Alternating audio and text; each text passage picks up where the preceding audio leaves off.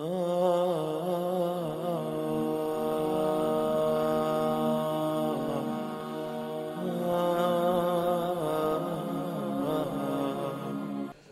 الله الرحمن الرحيم إن الحمد لله نحمده ونستعينه ونستغفره ونعوذ بالله من شرور أنفسنا ومن سيئات أعمالنا من يهدي الله فلا مضل له ومن يضلل فلا هادي له وأشهد أن لا إله إلا الله وحده لا شريك له وأشهد أن محمدا عبده ورسوله اللهم صل وسلم وبارك وأنعم على عبدك ورسولك محمد وعلى آله وصحبه الطيبين الطاهرين اللهم لا سهل إلا ما جعلته سهلا فإنك تجعل الحزن إن شئت سهلا ولا حول ولا قوة إلا بالله العلي العظيم اللهم علمنا ما ينفعنا يا ذا الجلال والإكرام Amma ba'd, chers frères et sœurs, bienvenue à vous tous à notre rencontre mensuelle après cette longue absence qui est due au mois de Ramadan, qui, entre-temps, donc d'autres activités, d'autres interventions ont pu être faites walillahi alhamd dans cette mosquée bénie.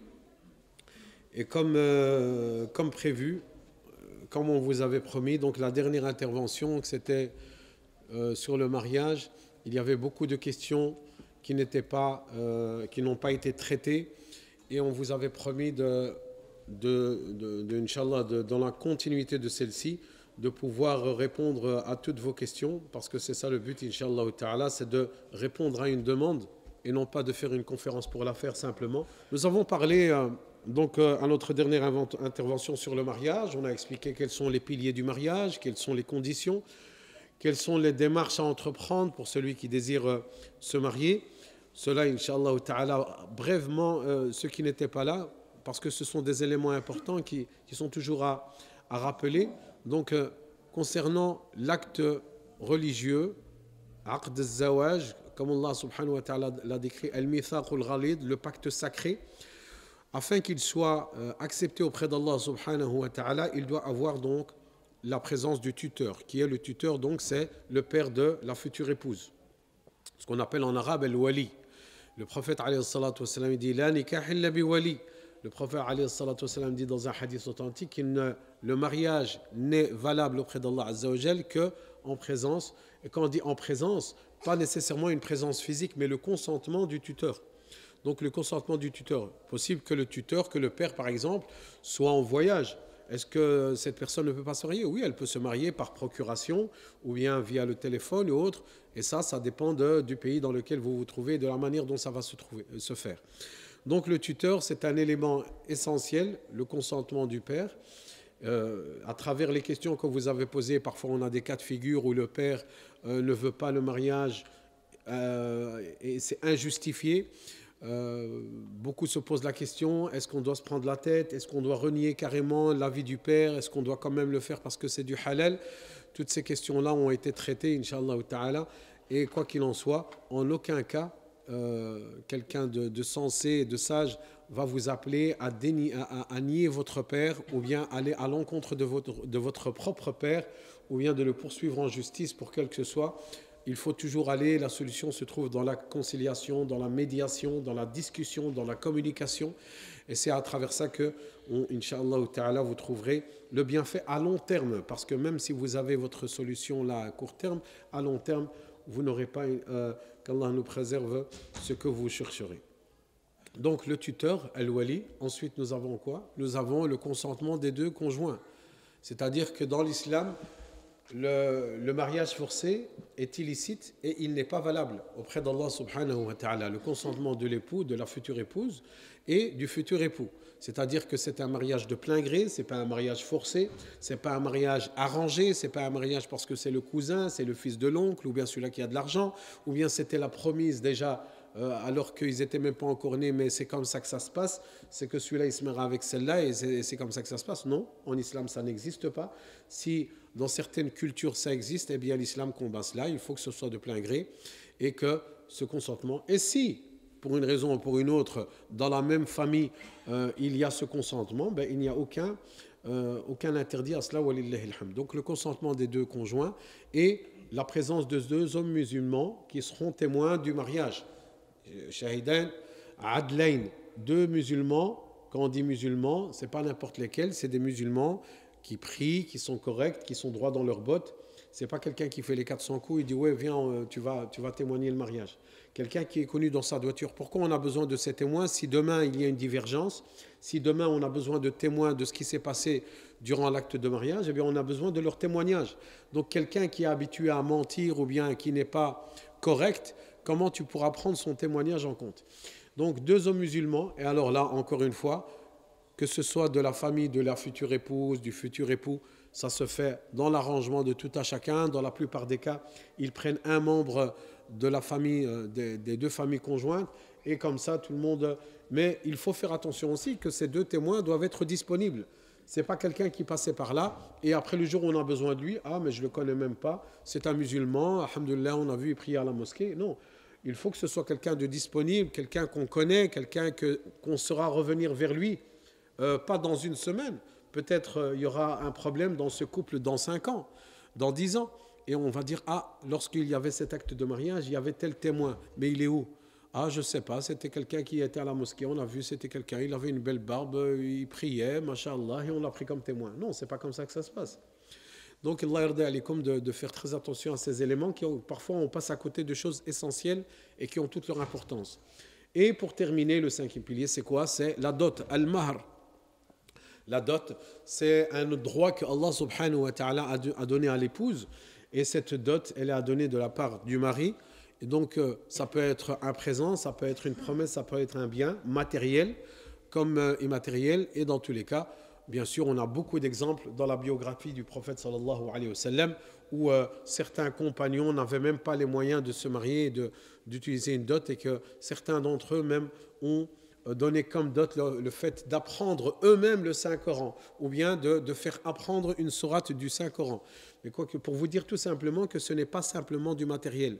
Et bien sûr, là, on a une époque où les biens, l'argent aussi a toute sa valeur et a toute sa place dans une société où nous vivons qui a besoin de beaucoup de moyens, où le pouvoir d'achat ne fait que diminuer de jour en jour et que cette future épouse a besoin justement peut-être de cette dot pour pouvoir s'acheter de ce qui lui plaira. Et c'est un droit fondamental à elle et elle uniquement, que ce soit bien clair là-dessus. Dans certaines familles, parfois il y a des arrangements qui se font, ils sont en train de négocier. Ouais, la dot, si elle est autant, eh bien on aidera dans le mariage autant. C'est comme si on essayait au détriment de la dot, de diminuer le montant de la dot pour avoir d'autres avantages. Non, ce n'est pas comme ça que ça se passe. La dot, c'est pour la future épouse, c'est pour elle uniquement, et il n'est pas licite pour la famille, que ce soit même pour ses propres parents, d'utiliser ce montant, ce droit qu'Allah Azza wa Jalla a donné à la future épouse pour l'utiliser pour le mariage. Il dit oui, mais c'est quand même ton propre mariage, alors participe possible avec ta propre dot. Non, c'est illicite ça. Il faut laisser ce droit qu'Allah subhanahu wa ta'ala lui a donné. Et si on n'a pas les moyens, la yukallifullahu nafsan illa wus'aha, donc ne pas se mettre dans des positions, dans des postures où on n'est pas apte à pouvoir assumer.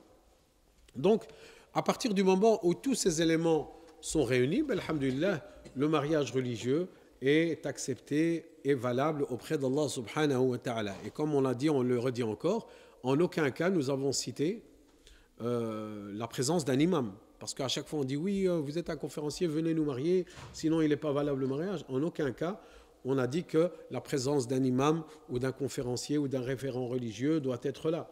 Simplement, ce qui se passe, c'est que lorsque l'imam est là ou autre, il y a un encadrement qui est fait et il veille que tout soit fait correctement. Et parfois, c'est parfois quelqu'un de la famille. Mais quoi qu'il en soit, c'est la famille elle-même qui prend cette responsabilité. Et on a pu discuter justement la dernière fois concernant le fait, est-ce que c'est obligatoire de le faire officiellement ou pas officiellement. Et peut-être ça reviendra pour pas éviter de se répéter. Peut-être ça reviendra à travers les questions. Donc ces questions que j'ai ici, voilà, on vient de commencer l'intervention, on n'a encore ramassé aucune question. C'est bien ces propres questions-là qui ont été données la fois dernière. Donc dans l'acte 1 de l'intervention. Et nous, Inch'Allah Ta'ala, on va se focaliser sur celle-ci, bi'idhnillah azza wa jal, et ensuite on passera à d'autres questions qui vont être posées, Inch'Allah Ta'ala, aujourd'hui. Donc il y a des frères qui passent avec la distribution des bics et des feuilles. Du côté des sœurs, il y a quelqu'un, Inch'Allah Ta'ala, donc on pourra récupérer chez les sœurs aussi.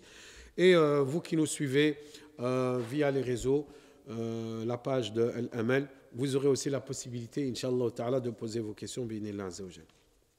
Donc, pour vous rappeler aussi, avant de commencer, que ce n'est pas une séance de fatwa. Que ce soit bien clair, la personne qui est en face de vous n'est pas un mufti, il ne donne pas un jugement islamique exceptionnel ou quoi que ce soit. Ce sont des réponses qui sont simplement, je vous rapporte l'avis des savants, ou bien ce qui est dit dans la jurisprudence islamique. Et donc moi, en tant que petit étudiant que je suis dans la quête des sciences religieuses, il m'est d'un devoir de transmettre ce que Allah subhanahu wa ta'ala m'a accordé d'acquérir cette science. Donc la première question, Inch'Allah ta'ala, comment faire pour dépasser son blocage et ses craintes liées au mariage? C'est une réalité qui existe, parfois chez les frères, souvent chez les sœurs. Tu veux te marier? Oui, viens te marier, c'est bon. Il y a quelqu'un qui est là et c'est la personne qu'il te faut. Oui. À la dernier moment, non. Ou bien directement, c'est non. On ne va même pas plus loin. Parfois, c'est après le oui. Dernier moment, lorsqu'on veut concrétiser, c'est non. Et parfois, c'est non directement. C'est un blocage. Parfois, c'est un blocage, c'est d'ordre psychologique. Parfois, c'est une personne peut-être qui a des parents qui ont divorcé ou bien qui a été témoin d'une mauvaise expérience de vie de couple, que ce soit ses propres parents, que ce soit ses amis, que ce soit sa sœur ou son frère. Et en voyant cette vie de couple, en voyant cette relation qui était toxique pour toute la famille, tout le mal que ça a pu faire dans toute la famille, eh bien cette personne va peut-être même détester le mariage. Ou bien ne pas directement détester le mariage. En étant musulman et pratiquant, elle va aimer, elle va dire oui, ça fait partie de ma religion, mais voilà, si c'est pour arriver à ce résultat-là, j'ai peur d'arriver et de tomber là. Donc c'est pour ça qu'il faut se débarrasser de toutes ces peurs, de toute cette phobie de tomber dans le négatif, de toujours aller dans le positif. À partir du moment où tu consultes Allah subhanahu wa ta'ala, qui a la prière de consultation, salatul istikhara, et tu consultes aussi tes proches, ceux qui ont de la sagesse, ceux qui ont de la connaissance, ceux qui veulent du bien pour toi, les gens qui connaissent cette famille. Et lorsque tu as pu entreprendre justement toutes ces démarches, tu te remets, tu places ta confiance en qui? En Allah subhanahu wa ta'ala. فَتَتَوَكَّلْ عَلَى الْحَيِّ الَّذِي لَا يَمُوتُ subhanahu wa ta'ala. وَمَنْ تَوَكَّلْ عَلَى اللَّهِ فَهُوَ حَسْبُهُ. Que celui qui se remet à Allah subhanahu wa ta'ala, Allah azza wa jalla lui trouvera une issue favorable. Et c'est cette relation que tu dois avoir en Allah subhanahu wa ta'ala. Et quoi qu'il arrive, ce sera ta destinée et tu te remettrais et tu n'auras aucun regret à avoir. Parce que tout ce que tu avais à faire, tu l'as fait par la volonté d'Allah subhanahu wa ta'ala. Donc les craintes, tu vas le retirer avec quoi? Avec la science, en te posant les questions réelles. Tu ne vas pas dire, oui, mais il y a ça, le frère, il a telle chose, ou bien le frère, il a telle habitude, ou bien je l'ai fait. Non, mais il ne faut pas trop poser la question. Non, tu vas trop loin. Non, il n'y a pas de tu vas trop loin. Il faut aller plus loin. Pourquoi il fréquente ces personnes? Pourquoi on le retrouve à 2 heures dans un bar à chicha? Pourquoi on le retrouve avec un casier judiciaire? C'est quoi son passé? Il faut poser les questions, il n'y a pas de tabou. La sœur, pourquoi à un moment donné on lui a posé cette question, elle a refusé d'y répondre. Il dit oui, tu hacham, ouais, j'ai hacham et tout. Non, tu hacham, mais après, quand tu vas plus hacham, quand tu vas plus avoir cette pudeur, tu vas dire oui, j'avais de la pudeur, j'avais une certaine retenue et autres. Mais après, quand les langues vont commencer à délier, tu vas dire ah, mais j'aurais dû, et ça, ce sera peut-être déjà trop tard. Sur base de quoi il faut choisir son futur mari? Le prophète, on l'avait dit dans l'intervention précédente, en ce qui concerne le futur mari, le prophète sallallahu alayhi wa sallam a donné des recommandations au tuteur. Parce que le futur mari, lorsqu'il vient demander la main, il ne vient pas demander à la sœur. Donc il a connu la sœur ou bien il va la connaître. Et il prend cet engagement, et lorsqu'il va demander sa main, il va demander sa main à son tuteur, qui est généralement le père. Il dit oui, mais si je n'ai pas de père, si ce n'est pas le père, eh bien c'est le grand-père, ou bien c'est l'oncle. Et si ce n'est pas l'oncle, vous voyez, c'est dans la même lignée, peut-être le frère. Et comme on a dit, c'est la personne qui va veiller, le tuteur c'est quoi son rôle? Qui va veiller au bien de l'épouse, qui va défendre ses droits. Quand on dit défendre ses droits, qui ne va pas marchander, comme certains... dans un cas qu'Allah Azza wa Jal les pardonne, il y a une sœur qui est venue qui a dit subhanallah al-azim, j'ai un problème, je n'arrive pas à me marier à cause de qui? À cause de mon oncle.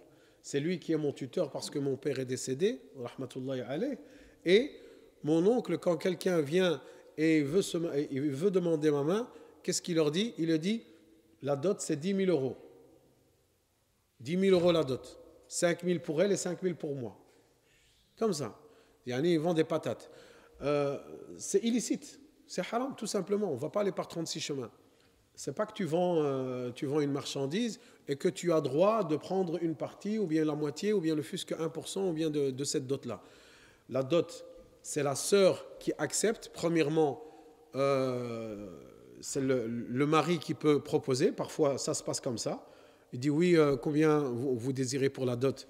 Parfois, c'est la famille qui dit eh bien, nous, on attend, Inch'Allah ta'ala, une dot avec le coût de la vie pour acheter quelque chose de correct et de raisonnable. Eh bien, il nous faut 5 000 euros.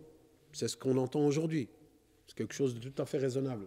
Alors qu'à une époque, je me rappelle, il y a 20 ans, c'était 2 000 euros, c'était déjà bien. Vous voyez, une époque n'est pas une autre. Et un pays n'est pas un autre. C'est pour ça que là, il dit oui, mais c'est quoi le barème alors? Le barème, il n'y a pas de barème. Il n'y a pas de limite. Il n'y a pas de limite dans le bas et il n'y a pas de limite dans le haut. Qu'est-ce qu'on a dans les textes? On a dit que simplement, il n'y a pas de bénédiction si on demande une trop grande dot. Où ce mari va voir toujours son épouse comme quelqu'un qui l'a acheté. Dès qu'ils vont se prendre la tête, tais-toi, contente-toi d'être heureux. J'ai payé très cher pour me marier avec toi. Tu vois, c'est comme s'il l'avait acheté à du Dow Jones avec du 440 ou je ne sais quoi avec de l'or. Non. Simplement qu'il n'y a pas de bénédiction, mais il n'y a pas de limite. Lorsque Sayyidina Omar, le calife de l'islam, Ibn al-Khattab, radiyallahu anhu, a voulu mettre une limite, une femme s'est levée dans l'assemblée. Et elle a dénoncé, elle a dit, Omar, de quel droit tu vas pouvoir limiter le montant de la dot alors que c'est un droit d'Allah subhanahu wa ta'ala? Qu'est-ce qu'il a dit, Sayyidina Omar? C'était l'Amir al-Mu'minin. C'était lui qui gouvernait la communauté musulmane en ce temps-là.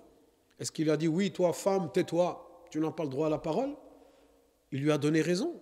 Quand il a vu qu'elle avait tout à fait raison dans ce qu'elle disait, il lui a dit, tu as tout à fait raison, il ne m'est pas permis de limiter à un plafond par rapport à cette dot. Donc, comme on a dit, en Europe, ça peut être une somme qui est connue. Dans le Maghreb, une somme. Dans les pays du Golfe, une autre. Et ceci, ce qu'on appelle l'urf, de ce qui est connu dans la communauté, dans la masse. Et bien sûr, ça a à voir directement avec le coût de la vie, bien sûr. Donc, on a parlé sur base de quoi il faut choisir son futur mari. Le prophète sallallahu alayhi wa sallam, qu'est-ce qu'il dit au tuteur? Il dit Man ja'akum man tardawna dinahu wa khuluquhu fazawwijuhu, que celui qui se présente à vous. Donc là, le prophète sallallahu alayhi wa sallam, il parle à qui? Au père. Si quelqu'un se présente à toi et demande ta fille en mariage et que tu acceptes de lui sa religion et son comportement, eh bien, marie-le. Marie-le. C'est quoi les conditions? C'est qu'il ait un appartement, qu'il ait un compte bancaire, qu'il ait 300 000 dans le compte, qu'il ait une société, ou bien... Non. Qu'il ait la religion, c'est-à-dire sa religion en tant que musulman, il pratique, par la grâce d'Allah subhanahu wa ta'ala, et un comportement exemplaire de la façon dont il parle, dans la façon dont il se comporte dans la vie de tous les jours, afin qu'il soit droit dans le chemin de la droiture. Il va craindre Allah subhanahu wa ta'ala, il ne va pas être injuste, et dans son comportement, il va se comporter aussi convenablement envers son épouse, envers la future mère de ses propres enfants.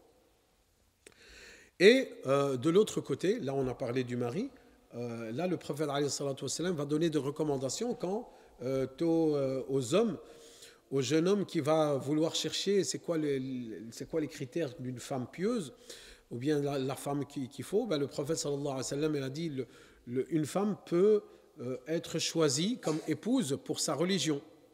L'autre, il va la choisir pour sa beauté. L'autre, il va la choisir pour son rang dans la société, parce que c'est une famille reconnue. L'autre, il va la choisir pour l'argent qu'elle a, pour les moyens qu'elle a, financiers. Mais le prophète, après qu'il ait cité tout ça, il dit, eh bien, choisis celle qui a la religion. Base-toi sur la religion, parce que l'argent, il est là aujourd'hui, demain, il part. La famille, elle est là, même si c'est une famille très connue ou bien qui est noble, eh bien, elle peut partir. Tout peut partir, même la beauté, elle part avec l'âge. Mais la religion, lorsqu'elle est ancrée dans le cœur, c'est ça qui va être préservé, et ceci jusqu'à la fin des temps. Et bien sûr, on pourra en parler aussi, que ça fait partie aussi des droits de vos enfants. Je dis, comment ça? Moi, je ne me suis même pas encore marié, tu me parles de mes enfants. Oui, tes enfants, ils ont un droit qui ne sont même pas encore nés. Ils ont des droits alors qu'ils ne sont même pas encore nés.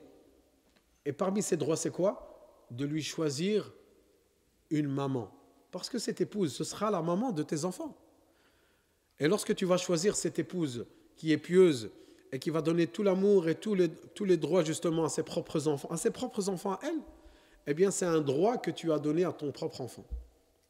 Aussi pour cette sœur, le droit que tu vas donner à tes propres enfants, alors qu'ils ne sont même pas encore nés, tu n'es même pas encore marié, c'est de pouvoir choisir un mari, donc un père, qui craint Allah subhanahu wa ta'ala et qui sera convenable avec eux. Et ça, bien sûr, ça fait partie du comportement en général. Qu'en est-il du mariage en islam? Un mariage d'amour ou de raison? Doit-on s'engager sans sentiment? L'être humain qui n'a pas de sentiment, c'est l'exception. Soit il a un problème psychologique, soit il a eu un passé, une enfance douloureuse, soit il a grandi dans la dureté ou autre, mais qui n'a pas de sentiment? À partir du moment où tu as un cœur, tu as un sentiment. D'autres vont l'extérioriser plus facilement que d'autres. D'autres, ils sont plus sévères, ils sont plus froids et autres. Mais il y a toujours des sentiments. Justement, c'est cette future épouse qui va pouvoir acquérir le cœur de son futur mari et de pouvoir en prendre et de l'attirer. Combien de frères ou de sœurs, parfois on a des plaintes, dit oui, ma femme c'est un congélateur à la maison. Oui, ma femme c'est un congélateur à la maison. Dans quel sens? Elle n'a pas de sentiments, elle est froide, même pas un mot gentil, même un mot d'affection. C'est est-ce que tu as faim, tu veux manger, ouais, tes vêtements sont là. Il y a des services hôteliers qui font ça très bien, hein. Ils ont même des étoiles, hein. On ne va pas se marier uniquement pour boire et manger et s'habiller et laver les vêtements et s'occuper de la cuisine. Non. La vie de couple, c'est bien plus large que cela, et même d'un point de vue islamique. Toutes ces mauvaises idées ou bien ces préjugés sur que l'islam, c'est la femme à la maison, à la cuisine, ça reste à la télé, ça le regarde. Mais en aucun cas, on va porter ça sous le chapeau de l'islam. Si dans certaines cultures, c'est ça la femme et c'est ça la vie de couple, en aucun cas, ça doit être ça. Et regardez le prophète, alayhi salatu wassalam, il avait quoi comme responsabilité? Tu crois que c'est comme toi, qui est responsable simplement de ton travail, ou bien de ta petite boutique, ou bien de ton petit commerce, ou bien de ta petite vie familiale sur le côté, ou bien tes responsabilités. Le prophète, alayhi sallam, sa responsabilité, c'est la communauté dans son entièreté. Salawatullahi wa salamu alayhi. Et lorsqu'il était avec son épouse, il lui donnait tout son temps. Et il rigolait avec elle, il jouait avec elle, il faisait des blagues avec elle, il faisait du sport avec elle. Avec Aïcha, il est rapporté dans la biographie qu'il faisait une course, courir. T'imagines, tu vas aller courir avec ta femme et tout. Il dit, oh, mec, je vais aller courir avec ma femme, laisse-moi tranquille. Mais subhanallah al-adim, si je t'amène ta petite amie, avec ta Aïla, ta qsira, ouais, on a qsar et toi, on est parti à Walibi, on avait des trucs rata. Parce que c'est haram. Haram, c'est chouette. Viens dans le halal. Ouais, casse pas la tête, c'est bon.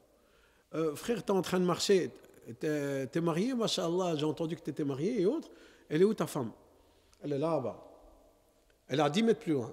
Il ne marche pas à côté d'elle. Ouais, c'est chaud, moi, dans le quartier, je veux marcher à côté de ma femme. C'est une honte. Mais quand tu étais avec ta Aïla, c'était la collade et tu vas à l'aise. Je suis dans la rue, je suis à rue Neuve, il n'y a personne qui me connaît. Et même s'il y a quelqu'un, j'ai la casquette, on ne va pas me reconnaître. Allah te connaît. Tu as oublié qu'Allah te connaît? Au contraire, sois digne, sois fier de la présence de ton épouse. Sois fier aussi de la présence de ton époux. Alhamdulillah, vous êtes dans le halal, vous êtes dans le licite. On ne vous demande pas de vous prendre dans les bras ou autre. Alhamdulillah, il y a les demeures pour ça. Mais pour autant, d'avoir un juste milieu et il n'y a aucun problème d'un point de vue religieux de pouvoir extérioriser. Et la femme en elle-même, surtout la femme, elle a besoin que l'homme lui transmette justement ses sentiments par rapport à elle. Cette épouse avec laquelle, donc cette femme avec qui tu t'es marié, peut-être le seul amour qu'elle a connu pour un homme, c'est toi. Et peut-être que toi-même, tu n'as jamais osé lui dire « je t'aime ». Ah non, c'est un truc, c'est rien que dans les séries, dans les films, je n'ai pas besoin de lui dire ça. Donc tu l'aimes ou tu ne l'aimes pas? Oui, je l'aime et ça se voit à travers ce que je fais. Si je travaille autant... et je lui donne tout ce qu'elle veut et tout, ça c'est une preuve d'amour et d'affection. On revient encore en même. Elle ne mourrait pas de faim. Elle ne mourrait pas de faim, frère. C'est pas parce que tu es venu que tu as cette responsabilité, c'est un honneur pour toi.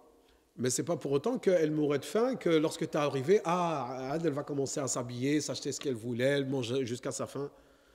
Et même si c'était le cas, ben c'est une responsabilité, c'est un devoir que tu as toi en tant qu'époux. Donc, les sentiments, ils doivent exister. Et que ça, lorsqu'on parle de plein degré, lorsqu'on dit oui, j'accepte le mariage, c'est que tu acceptes à donner ton cœur à cette personne.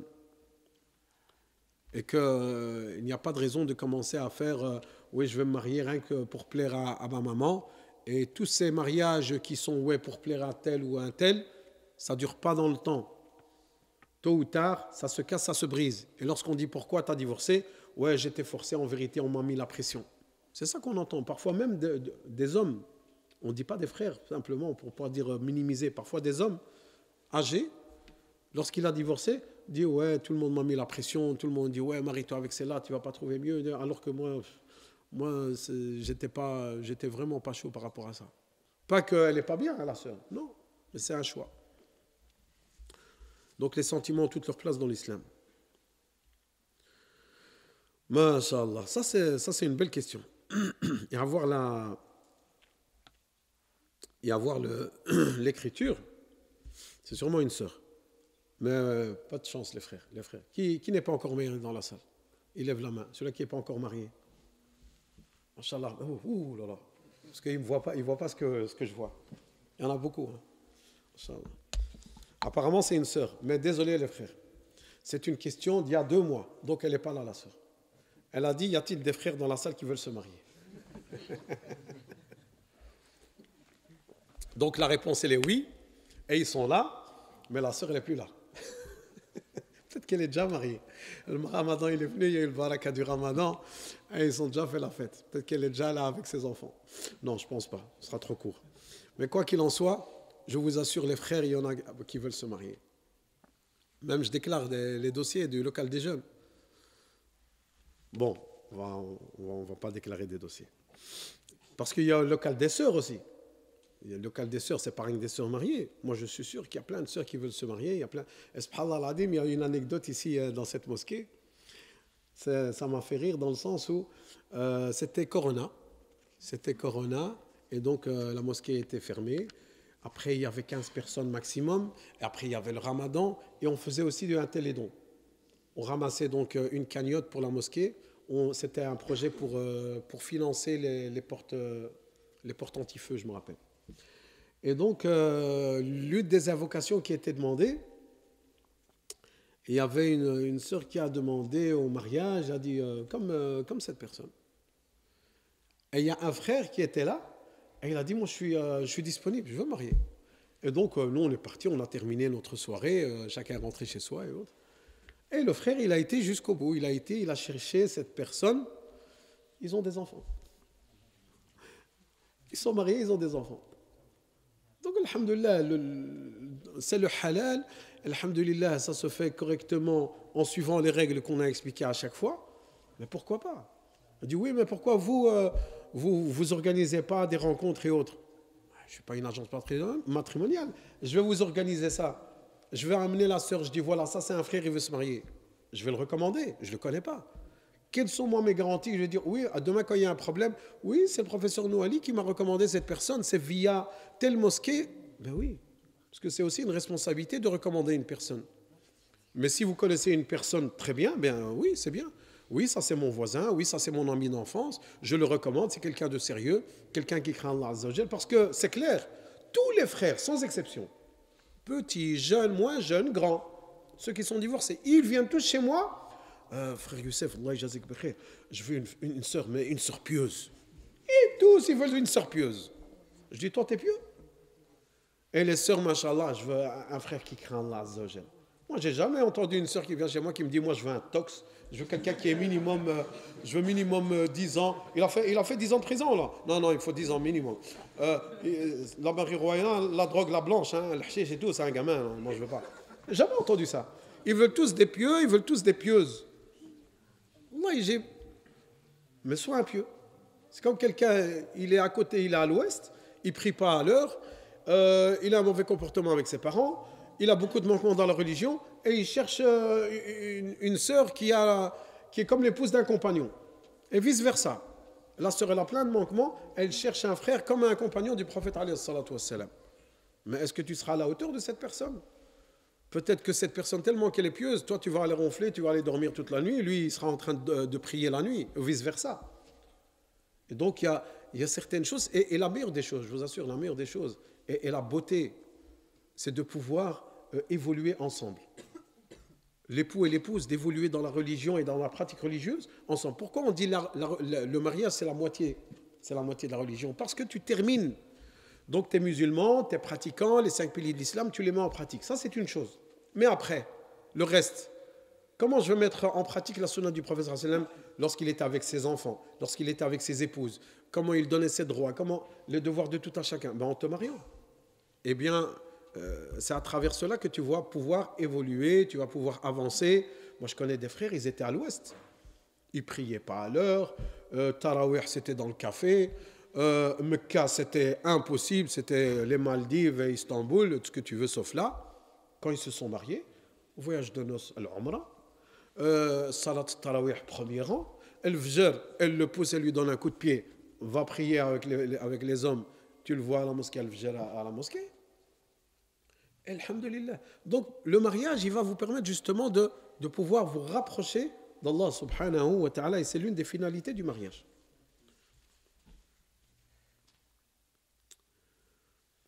Vous avez dit que la fille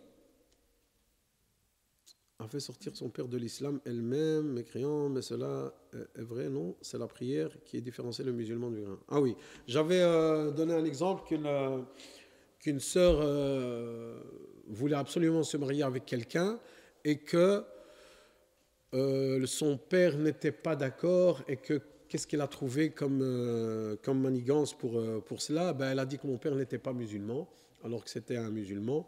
Et pourquoi? Elle disait oui, parfois il délaisse la prière et autres. Et donc cette personne qui pose la question, elle dit oui, mais la prière, c'est ça qui différencie d'un musulman ou pas musulman. Donc cette personne, pour elle, par rapport à ce qu'elle dit là, elle dit que quelqu'un qui ne prie pas n'est pas musulman. C'est un avis religieux. Il y a une école en particulier en jurisprudence qui ont un avis très soutenu par un hadith du prophète sallallahu alayhi wa sallam. Il dit que celui qui délaisse la prière n'est pas musulman. Que la différence entre un musulman et un non-musulman, c'est quoi? C'est la prière. Et ça fait partie Mais il y a une divergence par rapport à ça. Ce n'est pas notre sujet d'aujourd'hui, mais je suis obligé d'en parler parce que c'est une question. L'avis le plus probant, c'est qu'à partir du moment où cette personne ne dénie pas, elle ne nie pas l'existence même et l'obligation de la prière, si elle le fait, elle va délaisser la prière par fainéantise ou bien par manque de foi, cette personne reste toujours musulmane. Et qu'on espère que Allah subhanahu wa ta'ala la guide, et au lieu de chercher est-ce qu'il n'est pas musulman ou est-ce qu'il est musulman, d'utiliser cette énergie et cet effort pour pouvoir le ramener à la prière, parce que ça, sans aucun doute, il n'y a aucune divergence qu'il doit prier, ça c'est sûr. Donc, Inch'Allah ta'ala, en aucun cas je pourrais me permettre de dire que ce père n'est pas musulman. Et même dans les pays musulmans, lorsque le père se présente, est-ce que vous pensez que au tribunal islamique, dans un pays musulman, ou bien le juge, il vient et dit est-ce que tu pries ou non? En aucun cas on va poser la question. On se base sur ce qu'on voit d'apparent. On n'a pas à chercher plus loin. Sinon, on va commencer à demander un casier judiciaire, on va commencer à amener une biographie de la personne, ou bien un témoignage, combien de fois il prie à la mosquée. On n'est pas dans ce cas de figure. Donc il faut faire attention de ne pas rentrer aussi dans l'extrême. Barakallahu fikum. Donc j'ai une question qui n'a rien à voir avec le sujet. C'est bien, au moins c'est clair. Est-ce que le vol est une dette? Est-ce que le vol est une dette?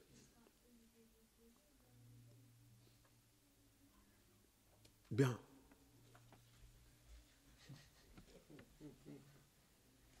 Agib.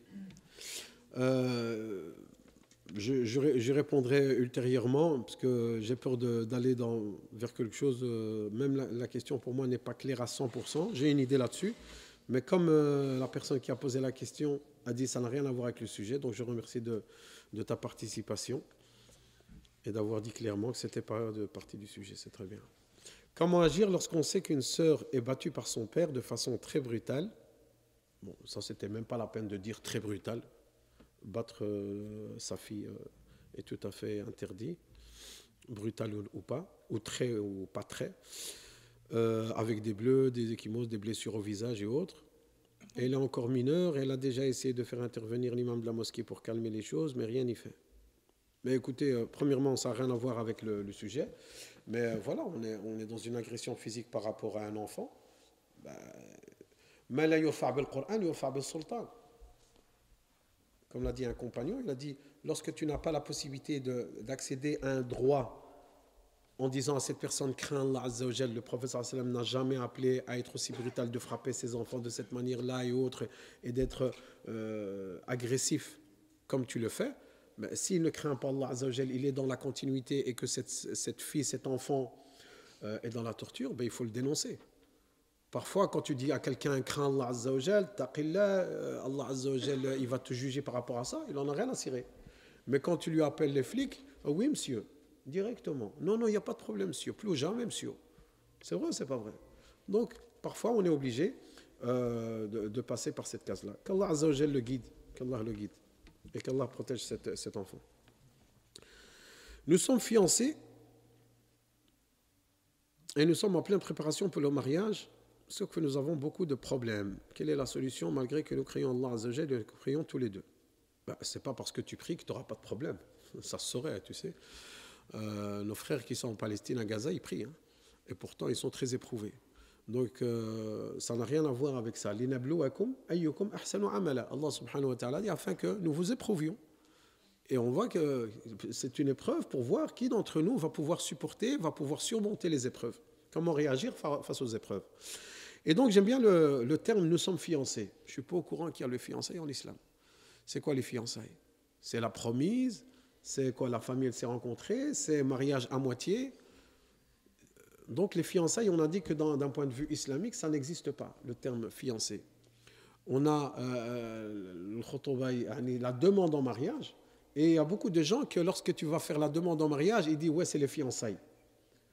Dans la culture maghrébine, lorsque la famille va avec la famille, et ils vont retrouver la famille, et ils se sont déjà arrangés. Donc, il y a eu un accord de principe, et ils vont partir demander la fille en mariage, ils amènent des cadeaux, et ils font un repas en famille, sans qu'il y ait d'acte de mariage, rien du tout. Hein. Simplement, voilà, elle est promise, on s'est arrangé, et ce jour-là, ils s'arrangent sur la dot, ils s'arrangent sur le jour du mariage et autres. Eh bien, certains, ils considèrent ça comme des fiançailles. Non, d'un point de vue religieux, hein. On parle d'un point de vue religieux, ce n'est pas des fiançailles. C'est simplement une khotoba, une demande de mariage. Et ensuite, le mariage se fera lorsque les conditions qu'on a citées seront réunies. Alors, lorsqu'on est en pleine préparation dans le mariage, il y a des problèmes, bien sûr qu'il y a des problèmes. Tu peux trouver des problèmes entre les deux familles, tu peux trouver des problèmes dans les futurs conjoints. C'est pour ça que ceux qui veulent précipiter les choses et veulent prendre les choses en main, parfois, c'est contre eux. Tu tires une balle dans le pied. Parfois, si l'époux et l'épouse ils se mettent sur le côté et qu'ils laissent les familles faire les choses, bien sûr avec le consentement de... Parce que c'est le mariage, je lui dis c'est mon mariage à moi, je peux donner mon avis quand même. Même la future épouse, elle dit c'est mon mariage, je peux quand même dire que non, faites ça, faites pas comme ça je veux pas, ça j'accepte bien. Mais laissez ceux qui vont pas se marier s'occuper des choses afin qu'ils puissent surmonter des situations de stress, des situations qui sont désagréables parfois. Parce que ça a besoin d'une organisation, d'une logistique, un mariage. Il y a des gens qui sont payés, des professionnels dans ça, c'est pas pour rien. Et quand on dit des problèmes, on peut avoir des problèmes de famille, parfois rien qu'avec la couleur des nappes. Il y a les deux familles qui se prennent la tête. Moi, je veux des nappes rouges, non, je veux des nappes beiges. Mais non, pour qui vous prenez? Ah, ça commence déjà maintenant. Ah, vous croyez que vous allez nous commander? Ah, vous commandez déjà les nappes et vous allez commander sur notre fille. Vous croyez qu'on est des esclaves? Ah, ben c'est parti en cacahuète. Pourquoi? Pour des nappes. Donc, il faut rester sérieux, parce que ce n'est pas du sérieux lorsqu'on va se prendre la tête pour des bêtises pareilles. Et il faut, parfois, il faut, comme ils disent les anciens, il faut former un œil, il faut fermer une oreille. Tu as entendu une chose, tu fermes, tu as vu une chose, tu n'as pas vu une chose. Parce que si tu vas commencer à t'arrêter sur n'importe quel autre point, ça ne va pas aller. Ça va pas aller. Donc, les problèmes, là c'est une question générale, je ne sais pas de quel ordre sont ces problèmes, c'est des problèmes logistiques, des problèmes de la couleur du canapé, ou bien la couleur du plafond, ou bien c'est des problèmes religieux. Donc vous priez tous les deux, alhamdoulilah, vous pratiquez l'islam. Allah Azza wa Jalla a dit, si vous divergez dans quelque chose, eh bien remettez-le à Allah et à son prophète. Sallallahu alayhi wa sallam. Comment faire sabab pour se marier? J'ai 28 ans et je sens des blocages. Si c'est un frère ou c'est une sœur, dans tous les cas, on parle toujours de ceux qui sont autour de vous. Parlez-en. Lorsqu'on parle de quelque chose, on fait qu'en parler, on aboutit, Inch'Allah ta'ala. Parce que lorsqu'on concrétise un projet, tu vas chez tous ceux qui ont concrétisé leur mariage, ceux qui sont mariés, va leur poser la question. Comment tu t'es marié? Il va te dire, eh bien, un jour j'étais avec un ami, j'ai dit en vérité, Allah al-Adim, c'est ma'aqa, je dois me marier. Après l'autre, il lui a fait, allez, c'est vrai, subhanallah al-Adim. Ah ben moi, je connais une sœur, mashallah, elle tirait bien et tout. Allez, c'est vrai, subhanallah. Et comme ça, la rencontre, ouais, ma sœur, elle va aller la rencontrer et tout, tac, tac, tac, tac, tac, et ils sont mariés. Chaque chose, elle a une histoire. Est-ce que ça va aboutir ou non? Ça, c'est pas toi ni moi qui le sais. C'est la destinée d'Allah subhanahu wa ta'ala. Donc le fait d'en parler souvent, et d'en parler à Allah subhanahu wa ta'ala dans les invocations, de faire le sabab autour de nous, et on dit oui, je vais aller sur internet, un frère cherche une sœur, parce que maintenant c'est plus un homme cherche une femme, c'est un frère, un akh, il cherche une orte, et une orte, il cherche un akh. Tu ne sais pas qui t'a derrière l'écran. Je dis oui, je suis un frère, je crains Allah Azza wa Jal, je suis dans telle mosquée, j'ai déjà fait le hajj, alhamdoulilah, ya orti. Non, mais maintenant il fait tard, je ne pense pas que c'est bien. Oui, mais il fait un peu tard, je ne crois pas que c'est bien dans l'islam d'avoir une aussi longue discussion et tout. Et c'est Jack Léventrun qui est derrière l'écran. Il est là. C'est un violeur en série. Voilà. Peut-être il n'est même pas musulman. Ou bien peut-être c'est une sœur, elle te fait là, c'est ta copine. Elle dit ouais, je te fais là sur toi, tu voulais te marier et tout. Elle va te tuer. Donc ce n'est pas quelque chose de sérieux. Ce n'est pas quelque chose que tu peux construire dessus. Et la plupart aussi encore, avec l'expérience. Beaucoup de frères et sœurs qui sont passés à travers ces réseaux, à travers ces rencontres et autres, ça n'a pas fait long feu. Je ne dis pas que ça n'existe pas et que ça ne fonctionne pas, non. C'est que même quand ça fonctionne très bien, que alhamdoulilah, ils s'entendent très bien, après, au fur et à mesure que les années passent dans le mariage, qu'est-ce qu'ils disent?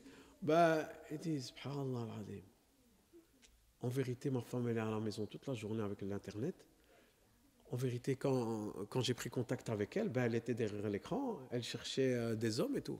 Elle est en train de chercher un autre homme. Comme elle l'a fait pour moi et qu'elle m'a trouvé à moi, eh bien peut-être qu'elle est encore dans son alignée, qu'elle cherche autre chose. Et le ouest comme ça, il commence à avoir du mal partout. Et vice-versa. Peut-être que c'est un coureur de jupons en vérité. Comme moi, il m'a hassal, il m'a eu, il s'est marié avec moi, peut-être qu'il est en train de chercher une autre. Et c'est comme ça. Donc pour éviter justement, bien sûr, tous ces... mais chaque chose a sa solution. Et je dis parfois, il y a certaines personnes qui vont consulter des psychologues musulmans, même des sœurs, il y a des sœurs, alhamdoulilah, qui sont très compétentes pour cela, qui peuvent voir, il y a un blocage, un réel blocage, nafsiyan, psychologiquement, et qui permettent de développer. Parfois, ce psychologue, c'est quoi ses compétences? Et il va rentrer au plus profond de toi, dans ton intimité interne, et il va sortir ce blocage. Qu'est-ce qui s'est passé dans ton enfance? Qu'est-ce que tu as eu? Et parfois, toi-même, tu sais pas c'est quoi. Et par rapport à ces professionnels, alhamdoulilah, ils peuvent trouver des solutions. Comment convaincre nos parents de se marier d'un homme d'une différente culture? La religion. Que le prophète sallallahu alayhi wa sallam, il a dit qu'il n'y a pas de différence entre un étranger et un arabe, le couleur de peau, illa bit taqwa, inna akramakum indallahi atqakum. Le meilleur d'entre vous, c'est que c'est la piété, la crainte révérentielle d'Allah subhanahu wa ta'ala. Donc parfois, il est très sage de ne pas mélanger les cultures, parce que c'est des prises de tête dans chaque chose qu'ils font. Oui, chez nous c'est comme ça, non, c'est pas comme ça. Mais si les personnes sont ouvertes d'esprit, alhamdoulilah, qui sont tolérants, que cette tolérance, elle va dans les deux sens, alhamdoulilah. Mais moi j'ai déjà entendu un savant qui ne conseille pas de se marier si les cultures sont différentes, parce que voilà, il faut s'habituer, il faut prendre du temps pour pouvoir s'habituer à assimiler. Du non, nous on n'a jamais fait ça, nous ça c'est interdit chez nous, c'est chouma chez nous.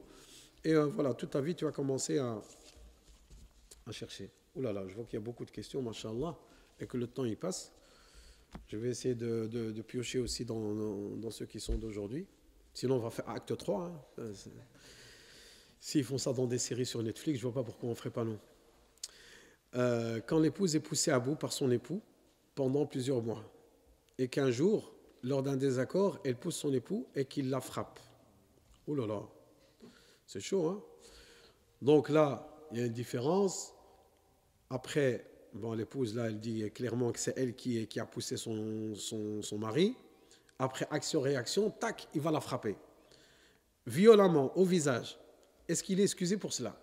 Donc il dit que, et là c'est très satanique, hein, pour rester poli. Le mari, quand il frappe sa femme, qu'est-ce qu'il dit? Légitime défense. C'est toi qui as commencé. C'est ça qu'il dit. Et c'est ça que la sœur, elle dit entre parenthèses. Il dit qu'il remet simplement les coups. Tu vois? Tu m'as poussé. Hein? C'est comme il attend. Dès que tu fais le premier, tac, action-réaction. Même peut-être il est en train de filmer un selfie comme ça pour se filmer. Non, il faut rester sérieux. Ça reste ton épouse. Ça reste ton époux. On ne remet pas un coup par un coup. Si je te donne un petit coup, je te donne encore plus. Si tu veux préserver ton couple, tu crois qu'en frappant ta femme, elle va t'aimer comme avant? Ou bien en étant agressif envers ton mari, tu crois qu'il va pouvoir avoir de l'affection? Tu sais, ce coup que tu vas donner, même s'il n'est pas intentionnel, même s'il n'est pas méchant, que ça partit comme ça, en aucun cas je le justifie, que ce soit bien clair, mais ça laisse des séquelles. Ça laisse des séquelles. Elle dit, subhanallah al-adim, jamais je pardonnerai à mon mari, il m'a frappé telle date, tel jour, et même devant mes enfants. Il y a beaucoup de sœurs qui sont comme ça. Et elles n'arrivent pas à se remettre de cela, alors qu'ils sont en couple, il y a des enfants, et ça fait 20 ans, 30 ans de mariage. Elle ne va jamais oublier le jour où elle l'a frappé. Et vice-versa. Donc évitez, et quoi qu'il en soit, il ne faut surtout pas aller dans les enchères, tu m'as frappé, donc je te frappe, et sinon ça ne serait que le divorce qui vous attendra à la fin. Qu'Allah vous préserve. Comment rendre une relation haram, halal, pour pouvoir se marier sans souci? Tu étais dans le haram, c'est très bien, tu es conscient de cela. Dans le halal, on a dit, tu arrêtes tout, tu sonnes la fin de la récréation, tu arrêtes ta relation avec cette personne, en espérant que tu n'as pas eu de relation avec elle, et tu vas la demander en mariage, et tu passes par la case de mariage, comme on l'a expliqué donc, dans l'intervention. Ça, c'est un frère, sœur, ou c'est pareil? Pourquoi il y a beaucoup plus chez les sœurs? Elles écrivent. Non, en fait, c'est pas qu'il y a beaucoup plus de questions chez les sœurs, c'est qu'elles écrivent beaucoup. C'est plus long les questions. Mais je vais un peu piocher pour ceux d'aujourd'hui, comme ça vous n'allez pas dire ouais, on n'a rien entendu de ce qu'on a posé aujourd'hui. Si mon conjoint est trop rancunier, ça existe, et qu'il reste plus de 3 jours sans me parler, malgré que j'essaye d'arranger, est-ce que je prends de péché? Mais dans tous les cas, à partir du moment où cette sœur va faire le nécessaire pour essayer de réconcilier, mais non, tout l'honneur est pour la sœur justement qui va faire le nécessaire de récupérer son mari, de voir qui est en tort et de peut-être lui donner un cadeau, d'amener son affection, de ramener cet amour qui s'est un peu évaporé avec ce différend. Et le mari, de son côté, il ne doit pas aussi faire trop le malin, même s'il sait qu'il a raison à 100%. Il doit un peu baisser la garde et que, voilà, aujourd'hui, si tu pardonnes toi, ben demain, on te pardonnera. Et comment toi, tu dis, Ya Allah, pardonne-moi, Ya Allah, pardonne mes péchés, et toi, rien. Wallahi, moi que je lui pardonne. C'est un peu contradictoire. Donc, pardonne, wa'fu, wasfahu. Donc, wassulhu khair. Allah Azza wa Jalla dit dans le Coran que la réconciliation est toujours meilleure et que, bien sûr, le premier qui va aller dans ce sens-là sera plus récompensé et que même s'il n'y a pas de résultat, dans la continuité, toujours dans la continuité, ne jamais baisser les bras. Conseil pour patienter face aux épreuves du mariage. Les épreuves, que ce soit dans le mariage ou sans le mariage, Allah subhanahu wa ta'ala nous éprouve et chacun est éprouvé d'une manière ou d'une autre, soit dans sa santé, soit dans sa relation avec ses parents, soit dans son travail, sa vie professionnelle, soit dans son rizq, dans ses bienfaits, la pauvreté ou autre, la richesse. Et tu peux être éprouvé dans ton mariage avec ton époux ou bien avec ton épouse. Et comment surmonter cela? La patience, la persévérance. Spiru wa sabiru wa rabitu. Il faut patienter et persévérer et aller dans la persévérance encore. Pourquoi? Parce que ça demande longue haleine. Et cette personne qui est en face de vous, elle va reconnaître par la suite. Elle va dire, subhanallah, il a patienté avec moi. Subhanallah, al-Adim, même si voilà, je ne laissais rien passer, eh bien, il était là, il était dans la demande de pardon, et il est resté à long terme comme ça, et il dit, oui, maintenant c'est bon, je vais tourner la page et on va passer à autre chose. Et les épreuves, elles peuvent être pas nécessairement dans le couple, entre les époux et les épouses. Parfois, ça peut venir de l'extérieur. C'est à cause de la belle-mère, c'est à cause de la belle-sœur. Quand on dit belle, c'est pas pour rien. C'est qu'il y a quelque chose derrière, lorsqu'ils ont utilisé ce terme. Donc, de rester unis, d'être objectif et de bien faire la part des choses. Et te dire, ouais, elle n'a pas parlé à ma mère comme ça, ouais, c'est ma mère, tout ma mère. Ouais, on a tous une mère, alhamdoulilah. Calme-toi. C'est pas parce que c'est ta mère, tu vas commencer à monter dans les chevaux et tu vas commencer à dire, oui, peut-être ta mère, elle est en tort. Est-ce que c'est possible ou c'est pas possible? Est-ce que ça reste un être humain, ta maman? Oui ou non? Oui. Ouais, mais c'est ma mère, il faut la respecter. Oui. Est-ce qu'elle peut être, elle a fait une fdiha, ou bien elle a dit un truc impardonnable, ou bien elle a fait un truc de fou? Ça existe ou ça n'existe pas? Ça existe. Donc, essaye d'arranger les choses. Tout en gardant un respect pour ta maman, tout en respectant. Au fait, l'épouse, parfois, elle a besoin d'un soutien moral. Elle n'a même pas besoin de dire, ouais, de la défendre, de simplement d'aller chez elle et lui dire, je suis tout à fait d'accord avec toi. Ce que ma mère t'a fait, ça ne se fait pas. Mais considère-la comme ta propre mère et patiente. Barakallahu fik. Même si elle te fait, même si elle te dit, les parents c'est une ligne rouge, embrasse-lui la tête, même si elle t'insulte, elle te traite méchamment et autres, c'est tout, écarte-toi. Pour éviter, parce que ça reste ma mère. Au même titre, le mari, si sa belle-mère, elle lui fait des trucs de dingue, eh bien, il n'a pas à réagir comme ça, comme si c'était sa copine, ou bien, ouais, je vais lui faire ça, non, ou bien il va se venger sur sa propre fille. C'est de la folie. C'est pour ça qu'on dit, lorsqu'on marie les gens, on dit, voilà, si vous avez vos parents, eh bien, les parents de votre épouse, c'est tes parents. Et vice-versa, les parents de ton époux, c'est tes parents aussi. Pour, justement, leur donner le respect qui leur incombe, Inch'Allah. Après avoir mis fin à une relation hors mariage, plus le repentir, Allah acceptera et facilitera une union nouvelle dans la règle licite, malgré les liens professionnels entre les deux. Donc toujours en contact. Ce n'est pas parce qu'il y a un contact entre ces deux personnes qu'ils sont dans le haram. Combien de gens travaillent, ils sont dans une mixité sociale, qu'on soit bien d'accord cette mixité, la mixité sociale. Vous croyez qu'au temps du prophète sallallahu alayhi wa sallam, même dans le marché, c'était séparé? Au temps du prophète sallallahu alayhi wa sallam, les mosquées n'ont pas la même configuration que nos mosquées actuelles. Au temps du prophète sallallahu alayhi wa sallam, par exemple ici la mosquée, vous avez la salle de prière homme. La salle de prière femme, elle est où? Elle est de l'autre côté. Dans certaines mosquées, c'est à l'étage. Dans certaines mosquées, c'est un autre bâtiment. Eh bien, au temps du prophète sallallahu alayhi wa sallam, c'était dans la même salle. Parfois, c'est quoi qui les différencie? Un simple rideau. Même pas, le rideau parfois était une futilité, que le rideau n'existait même pas. Les femmes derrière et les hommes devant. Donc, cette mixité, vous allez au marché, au temps des compagnons, ils étaient là. Il y avait les hommes et les femmes dans le marché. Pourquoi Allah subhanahu wa ta'ala nous demande de baisser le regard? Dis aux croyants de baisser le regard. Si on est appelé à baisser le regard, c'est qu'il y a des femmes qui sont autour de nous. Si les femmes sont appelées à baisser le regard, c'est qu'il y a des hommes autour d'elles. Donc ne pas croire que c'est tout, les hommes ça doit être d'un côté, les femmes de l'autre, dans toute chose. Il y a une mixité sociale dans laquelle nous vivons et qui est essentielle pour le bien de la société dans laquelle nous vivons. Mais si vous avez fait le repentir, pour la personne qui a posé la question, alhamdulillah, vous avez fait le repentir, vous avez mis les choses au clair, alhamdulillah, vous avez le mariage et il y aura la bénédiction, Inch'Allah, dans ce nouveau mariage halal. Et Allah subhanahu wa ta'ala, vous implorez qu'Allah vous pardonne de ce que vous avez entrepris. Et tous les deux, vous êtes responsables. Vous savez par quoi vous êtes passés. Mais quoi qu'il en soit, le nouveau départ que vous allez prendre un nouveau départ et un bon départ, Inch'Allah ta'ala. Ça ne pourrait que bien marcher, bi'idhnillah azza wa jalla. Quel est le budget minimum pour se marier? Ok. Le budget minimum. Qu'est-ce que tu veux que je te dise? Je peux te faire très peur, comme je peux te la couler douce. Ben écoute, tu vas te marier, donc ça c'est un frère qui pose la question. Et c'est bien des questions comme ça. Vas-y, avec tes beaux discours, vas-y, je veux me marier maintenant. Maintenant, je l'ai chauffé à bloc, tu vois.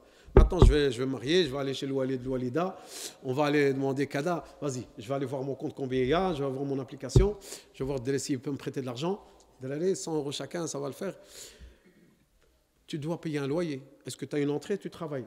Ouais, je travaille, j'ai un loyer, je peux payer mon loyer. Aslan, j'habite tout seul. Ben ouais, c'est bien. Donc, tu n'as pas de nouvelles factures qui vont t'attendre concernant le loyer. Donc, tu as ton loyer à payer.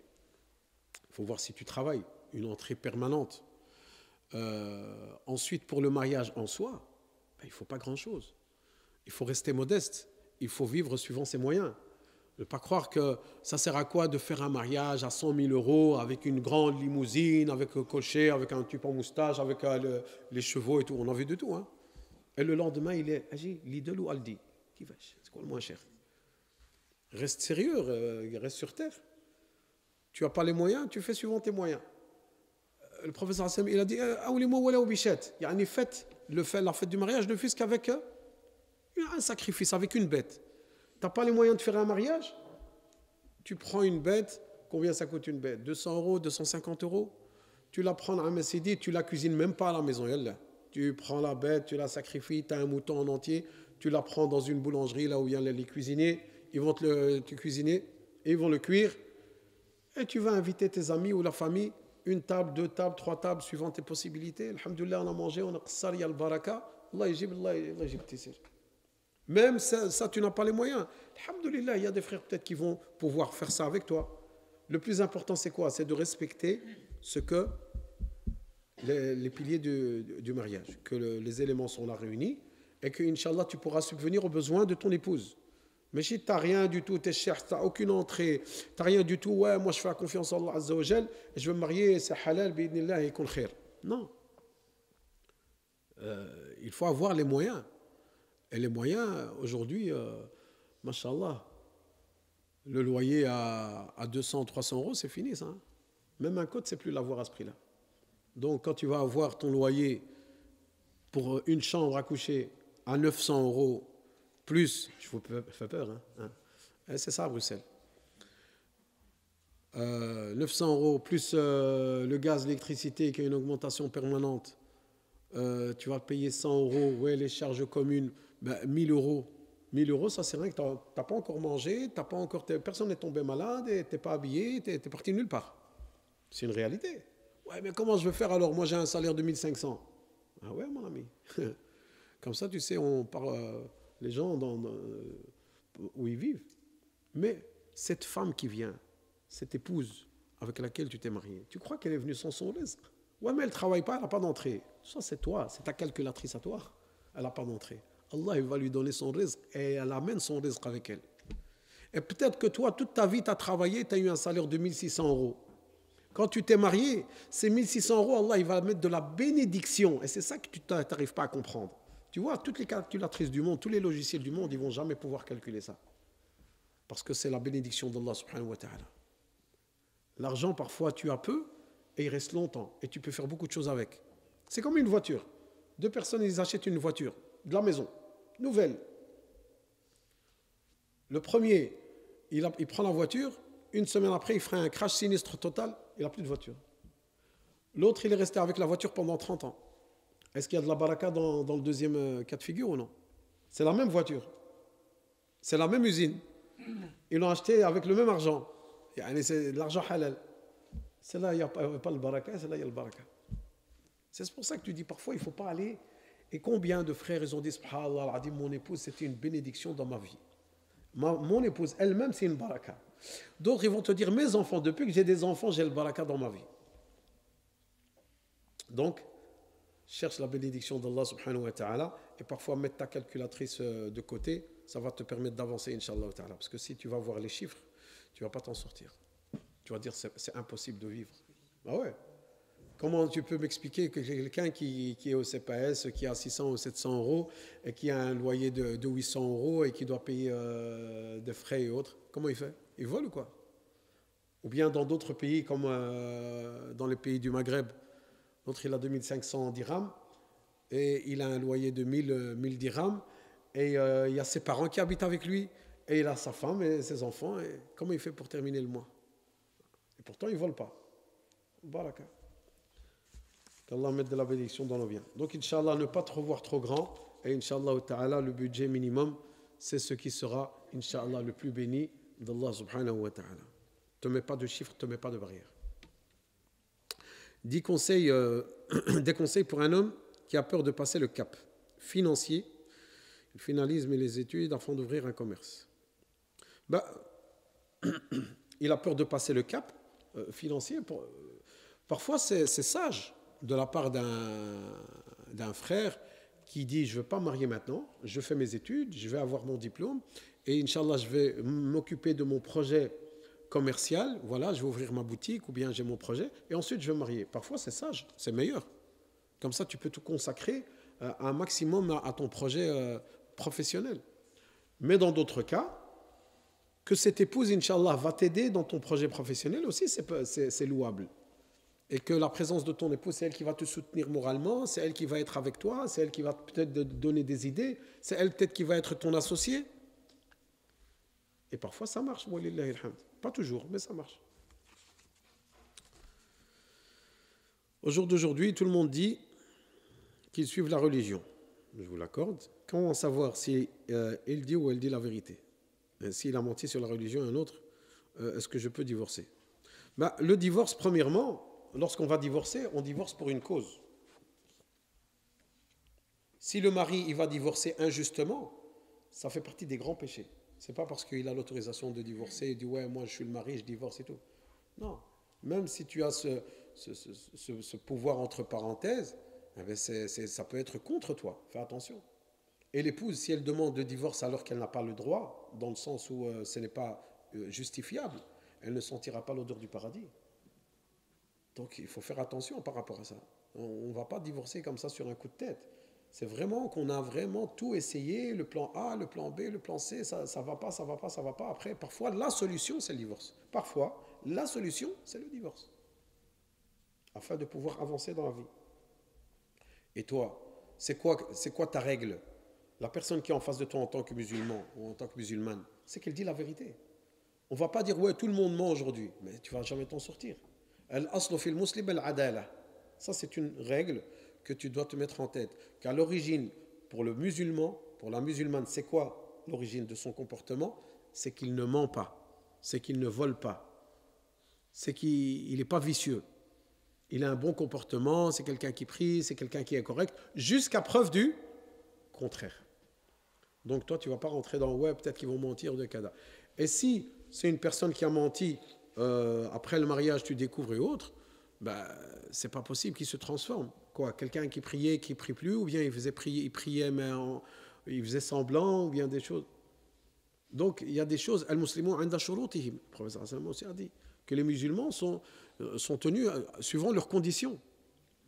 Et parfois, des divorces ont lieu. Pourquoi? Parce que les conditions n'ont pas été respectées. Mais pas toujours. Pas toujours. Parfois, si on donne un avertissement et on laisse passer les choses et qu'on laisse le temps justement pour pouvoir établir les choses, on arrive à des solutions, Inch'Allah ta'ala. Voilà, on revient encore sur la même question chez les sœurs. S'il ne tient pas ses engagements, une fois qu'il s'est marié, qu'est-ce qu'on doit faire? C'est ça le rôle du tuteur. Pourquoi le tuteur il était là? C'est pas pour décorer. Hein. Le tuteur il va être là, les témoins ils seront là. Le tuteur il va être là, il va dire mon ami, si j'ai accepté que tu te maries avec ma fille, c'est parce que tu avais un bon comportement et que tu craignais Allah subhanahu wa ta'ala, mais moi je ne t'ai pas marié avec ma fille pour que tu la délaisses, ou bien que tu lui demandes des choses haram, ou bien pour que tu vas voir à gauche à droite, ou bien que elle t'avait donné telle condition et tu as accepté et tu ne tiens plus tes engagements. Donc justement c'est le rôle du tuteur.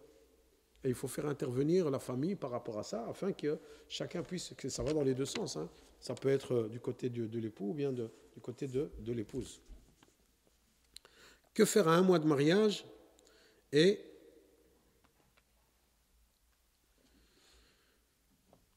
il y a le waswas, donc il y a des doutes qui commencent à s'installer et qu'elle n'est pas sûre. Ben oui, dans la question en elle-même, il y a la réponse. comment la personne elle a dit, il y a le waswas. Yuwaswisu fi suduri nas min al-jinnati wan nas. Shaitan, Satan, il va justement t'insuffler le doute dans toute chose. Et ouais, peut-être c'est ça, peut-être c'est pas ça, peut-être il va profiter de toi, peut-être qu'il va te jeter après une semaine, peut-être il veut gratter simplement les papiers, peut-être qu'il veut gratter simplement l'argent, peut-être qu'il veut simplement t'utiliser pour telle chose ou telle chose. Tout ça, il faut éviter. Tout ça, il faut le rejeter. Tu dis A'udhu billahi minash shaitanir rajim. Tu cherches protection auprès d'Allah subhanahu wa ta'ala contre Satan le lapidé. Et lorsque tu vas demander, tu places ta confiance en Allah subhanahu wa ta'ala et tu te bases sur les faits, pas sur des doutes. Inna ba'da dhanni ithm. Après le doute, qu'est-ce qu'il y a? Il y a le péché. Donc le fait de douter déjà de ton prochain, c'est un péché. Que dire si c'est ton époux ou ton épouse? Donc ne douter, c'est pas bien. C'est déjà tomber dans le péché. Et peut-être c'est toi qui vas provoquer le problème dans le couple alors qu'il n'y avait pas de problème. Quand ton mari ou bien quand ton épouse ils vont être au courant que tu avais un doute sur lui, eh bien il sera vexé, il sera dégoûté de toi, il n'y aura plus cette confiance, tu auras brisé cette confiance. Donc alors qu'il n'y avait pas de problème, mais tu as créé le problème avec ce doute. Parce que ce shaitan, c'est ça son rôle, d'essayer de vous séparer. Mon frère n'a pas de situation et donc même pas le mariage. Quelqu'un voulait demander ma main et mon frère refuse même une muqabala. Je ne veux pas parler avec lui pour savoir si c'est une source de bien pour moi ou non. Il l'a même menacé.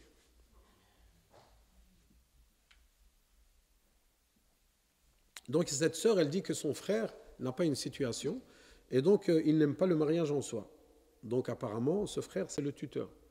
Peut-être que le père est décédé, je ne sais pas. Mais ce n'est pas nécessairement le frère, comme on a dit. Ce n'est pas parce que le père est décédé que c'est le frère. On va voir le grand-père. C'est le grand-père, l'oncle. L'oncle aussi peut être. Et quand on a dit le tuteur, c'est quelqu'un de responsable, quelqu'un qui craint Allah Azza wa Jal.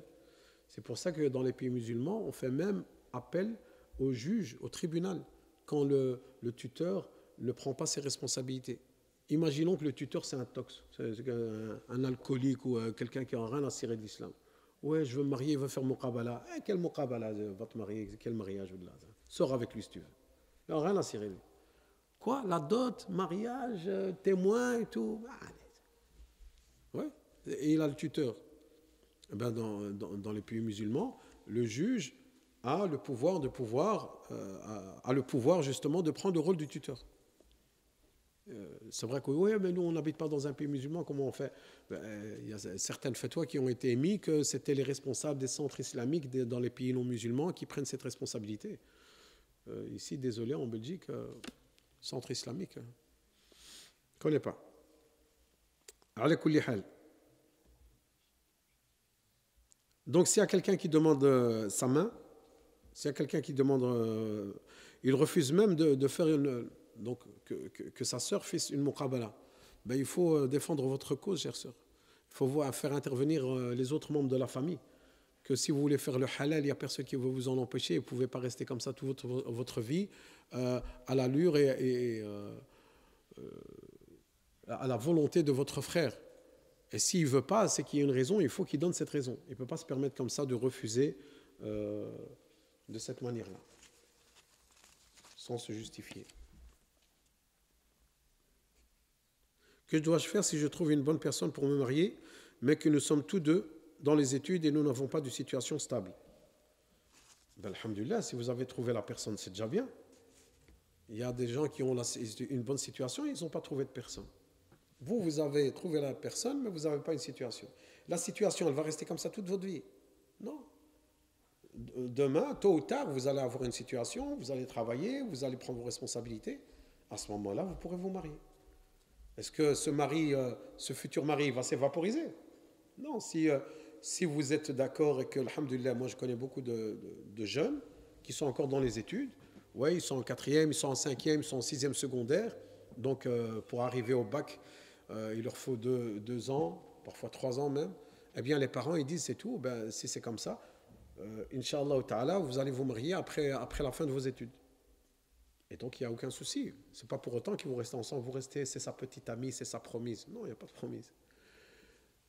S'ils ne sont pas mariés religieusement, il n'y a pas de raison. Mais combien ont voulu tout mélanger, après, ils n'ont rien fait. Ils ont voulu faire les études et pendant les études de mariage, ni le mariage il a tenu, ni les études ils les ont terminées. Donc c'est pour ça qu'il faut rester bien, c'est cette stabilité qu'il faut assurer, parce que si vous vous mariez et que vous n'avez plus de stabilité dans le couple, ben, il n'y a plus rien qui va tenir, qu'Allah vous préserve. Quel est l'ordre des tuteurs après le père? Donc on a dit hein, le grand-père, l'oncle, le frère. Et parfois on est dans des cas de figure où parfois on peut sauter une étape parce que celui-ci est plus adapté que l'autre. Si par exemple le grand-père il est sur son lit de mort, ou bien que c'est une personne qui ne sait pas parler, ou bien qui est ignorant, ou bien mais l'oncle est là, ou bien le frère c'est un imam, ou c'est quelqu'un qui a de la science et qui a les compétences, ben, peut-être il va passer en priorité. Donc le but ici c'est de pouvoir trouver la personne adéquate. Nous sommes mariés depuis 2 ans et mon mari rentre tous les soirs à 1h du matin. Que dit la religion concernant ce problème? C'est un problème. La religion dit que c'est un problème. Si tu t'es marié, cher frère, c'est pas pour rentrer à 1h du matin. Alors tu vas me dire, oui, moi je travaille au taxi, je travaille la nuit. Est-ce que tu as expliqué, tu as concerté ton épouse par rapport à tes activités professionnelles? Dans le sens, hein, moi je donne des bons soupçons. Je ne dis pas qu'il est au bar chicha. Non, non, chôma. Vous allez penser à ça? Non. Non. Peut-être. Si c'est ça, c'est haram. Donc, que ce soit 1h du matin, ou bien que ce soit 11h du soir, ou bien que ce soit à 10h, que ce soit même en journée, taqillah azza wa jal, rentre à la maison. Si tu t'es marié et que tu as pris cette fille comme épouse, c'est pas pour la laisser toute seule à la maison. Et toi, quelle serait ta réaction?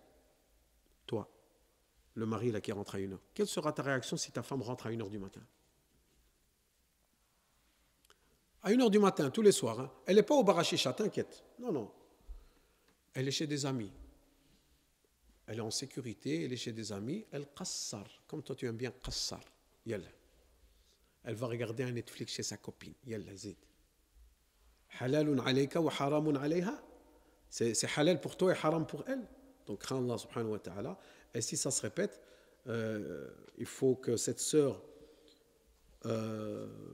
fasse bien expliquer à son mari que c'est un problème majeur, que ça ne peut plus durer comme ça, et que si ça continue, et qu'il ne veut rien savoir, il faut faire intervenir la famille. Mais pas faire intervenir la famille directement. Parfois, quand on fait intervenir la famille, ça fait plus de mal qu'autre chose. Et patienter. Pas croire que ça va venir comme ça du jour au lendemain. Mais il y a beaucoup de plaintes par rapport à ça.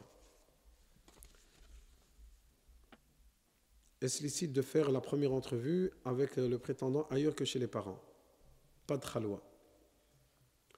Donc cette personne, elle demande est-ce que faire la muqabala, la première entrevue, en dehors de cadre familial. Parfois c'est préférable. Dans quel sens? Parfois s'ils vont faire cette entrevue à la maison, il y a la pression familiale. Ils pensent que c'est déjà réglé. Ils pensent que c'est la promise. Ils vont peut-être menacer, ils vont dire maintenant que tu l'as vu, tu es obligé de la prendre. Oui, c'est comme ça dans certaines familles. Et subhanallah al-adim, ça ne donne pas la possibilité de pouvoir s'épanouir et de pouvoir chercher Si cette personne n'est pas la personne qu'il faut, ben c'est tout, chacun rentre chez soi. À partir du moment où c'est des personnes qui sont sérieuses et qui font... Et lorsque tu vas faire la muqabala, elle ne veut pas venir en pyjama. Hein. Elle est en tenue comme si elle était dans la rue, et le frère aussi. Et ils ne seront pas dans l'intimité aussi. Ils seront dans un endroit avec une tierce personne, et elle dit oui, on va faire la muqabala dans un lieu public et autre. Et le khalwa, c'est quoi? C'est le lieu public. Même si tu es dans un lieu public, les gens, peut-être ils vont croire que vous êtes mariés. Donc tu peux lui dire tout ce que tu veux, tu peux faire ce que tu veux, personne ne va intervenir. Tu comprends? Quand on dit le khalwa, c'est qu'une tierce personne qui est là, qui puisse pas écouter ce que vous allez dire, mais qui fait acte de présence pour éviter justement de tomber dans cet interdit que le prophète sallallahu alayhi wa sallam l'a dit clairement dans un hadith authentique.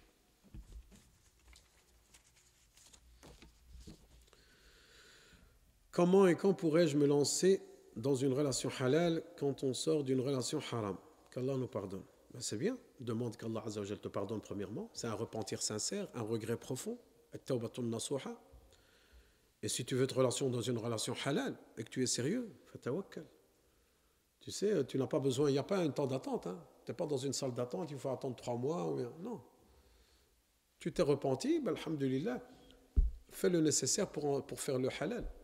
Les gens, alors, lorsqu'ils font le haram, ils se précipitent, ils font vite le haram. Mais pour le halal, ils sont en train d'attendre et ils doutent. Non, à partir du moment qu'il t'est permis de faire cela, ne perds pas de temps. Fais le nécessaire, Inch'Allah ta'ala, au plus vite. Et s'autoriser de faire des rencontres avec plusieurs épouses potentielles. Oh, t'es chaud, toi. Dans une même période. Tu me rassures. Parce que je crois dans la même salle. Les candidates peuvent rentrer dans la salle. Numéro 1, levez-vous. C'est comme ça que... ou alors, il faut le faire une par une. Non, il faut rester sérieux. Quand tu vas faire une demande de mariage, frère, c'est pas... t'es pas le CEO d'une entreprise multinationale. Hein. Tu ne veux pas faire engager par intérimaire sans ouvrier. La sœur, ton épouse sera la mère de tes enfants. Donc, tu vas faire les choses correctement et tu vas faire... une par une, et quand on te dit par une seule période, non. Tu as terminé avec la sœur, tu le fais sérieusement, tu as pris ta décision, tu as vu que ce n'était pas la personne, le dossier il est fermé, c'est affaire classée. Mais attention à toutes ces personnes qui jouent avec les sœurs. Je connais beaucoup de frères qui sont très vicieux et qui disent, ouais, ils se mentent à eux-mêmes déjà, ils te disent, ouais, moi je suis dans le halal, je fais rien de mal. Et lui, c'est quoi son taf? C'est d'aller voir les sœurs, de parler avec elle, qissar avec elle et tout. Il dit, ouais, moi, c'est dans une bonne intention. Allah, il connaît ton intention. Si tu es vicieux et tu veux commencer à parler avec la sœur qui garde son intimité, qui a cette pudeur et qui ne rencontre pas les frères et autres, et toi tu utilises cela, le mariage, pour pouvoir te rapprocher de celle-ci, même si tu ne vas rien faire, crains Allah subhanahu wa ta'ala. C'est pour ça qu'avant d'arriver à ce stade de l'muqabala, qu'il y a déjà une recherche qui a été faite, que c'est quelqu'un qui est sérieux et autre, et que les choses vont se faire correctement. D'où l'importance du tuteur, que ça ne se fasse pas dans le khalwa aussi, comme on a dit. Donc, même si tu une seule période, plusieurs personnes, non. Termine un sujet, termine un projet, termine ton intention de te marier avec cette personne, et si ça va, alhamdoulilah. Tu vas commencer à dire, attends, je vais voir avec Fatiha, après je vais voir avec Christine, je vais voir une convertie en vérité d'abord, après je vais voir... non, tu veux jouer, tu ne joues pas avec Allah Azza wa Jal. Tu vas payer fait dunya qabl akhira. Tu vas payer fait dunya. Même si tu t'en sors bien, tu vas te marier et dire, bah voilà, je suis marié, qu'est-ce qu'il y a? Eh ben, tu vas le voir dans tes enfants. Si tu ne le vois pas dans tes enfants, tu vas le voir dans ta santé. Si tu ne le vois pas dans ta santé, tu vas le voir dans ta vie professionnelle, dans ton rizq. Je ne joue pas avec ça, frère. Donc, crains Allah subhanahu wa ta'ala. Et le sœur aussi, faire attention de faire ça correctement, Inch'Allah ta'ala. La question est revenue. Est-ce qu'on a besoin d'un acte officiel, donc un acte à la commune? Elle est revenue encore cette question. Est-ce qu'on est obligé d'avoir un acte officiel à la commune? Qu'est-ce qui va te permettre de pouvoir garantir ta sécurité et défendre tes droits lorsque tu seras en conflit? Tu vas te marier religieusement parce que dans la loi, est-ce que tu es obligé de te marier pour vivre avec quelqu'un? Non.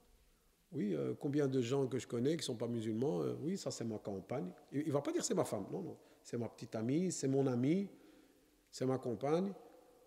Il ne va pas prononcer ma femme, mon épouse. Pas dire. Pas rien de religieux. Hein. Donc, en aucun cas, la loi, elle t'oblige à vivre avec quelqu'un et que ça doit être ton épouse. D'un point de vue religieux, oui. D'un point de vue islamique, oui. Tu vas vivre avec une personne étrangère de sexe opposé, c'est ton épouse ou ton époux. Non. Tu as un problème avec lui, tu t'es marié religieusement, on va dire. Tu as un problème, il y a un différend, il y a des droits et des devoirs, il y a un enfant qui va te défendre. Ouais, on a dit, c'est une personne qui craint Allah Azza wa Jal. Jamais je ne l'ai revu. Il est parti. Il a fermé la boutique. Ouais, tout compte fait, cette sœur, elle ne me convient pas. Je vais te divorcer. Et elle s'est engagée, ou bien elle est enceinte, ou un cada. Il ne répond plus au téléphone, il a bloqué WhatsApp. On ne sait plus le retrouver. S'il est marié officiellement, il va tenir ses engagements. Mais s'il n'est pas marié officiellement, il va commencer à dire, mais j'ai rien à perdre en vérité. Donc c'est une responsabilité que ni l'imam ne prend, que ce soit bien clair, ni personne. C'est les personnes concernées qui prennent cette responsabilité près d'Allah subhanahu wa ta'ala. Dans tous les cas, c'est quelque chose que je n'encourage pas du tout. Et comment l'annoncer aux parents? De leur dire.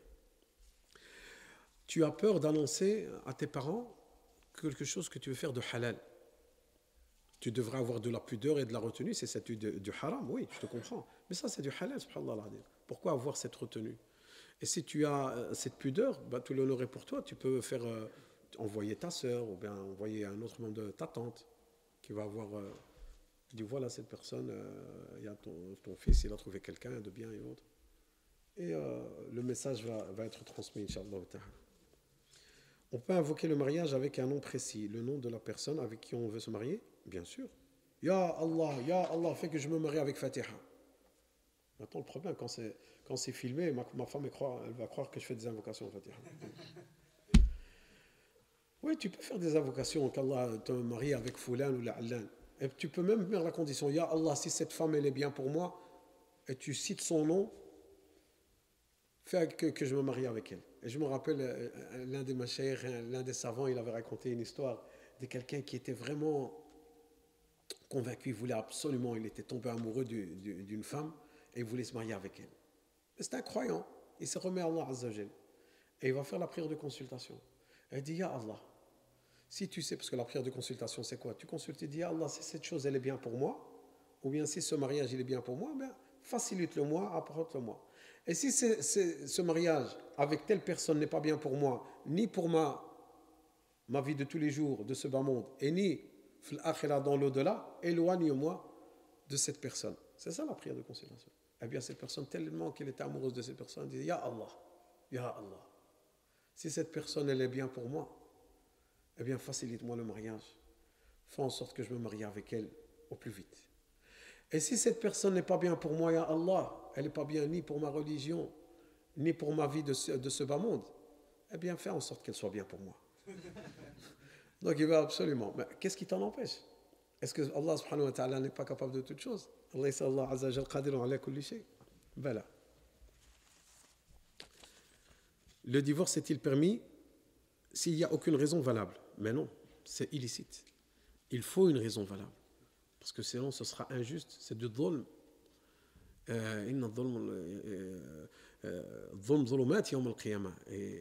le jour dernier, tu auras des comptes à rendre. C'est pour ça que c'est un pacte sacré qu'il faut prendre les choses au sérieux. Tu dis oui, pour une raison, je veux divorcer comme ça. Non, si tu dis comme ça, tu es dans le péché, c'est interdit. Tu ne peux pas dire comme ça. Donc il faut une raison valable. Si on a parlé avec quelqu'un dans le haram, mais qu'on se repent et qu'on veut finir dans le halal, comment faire et que la personne, donc l'autre, le conjoint, ne va pas se repentir? S'il ne se repent pas, que ce soit le mari ou bien le futur mari ou la future épouse, c'est qu'il ne compte pas pour toi.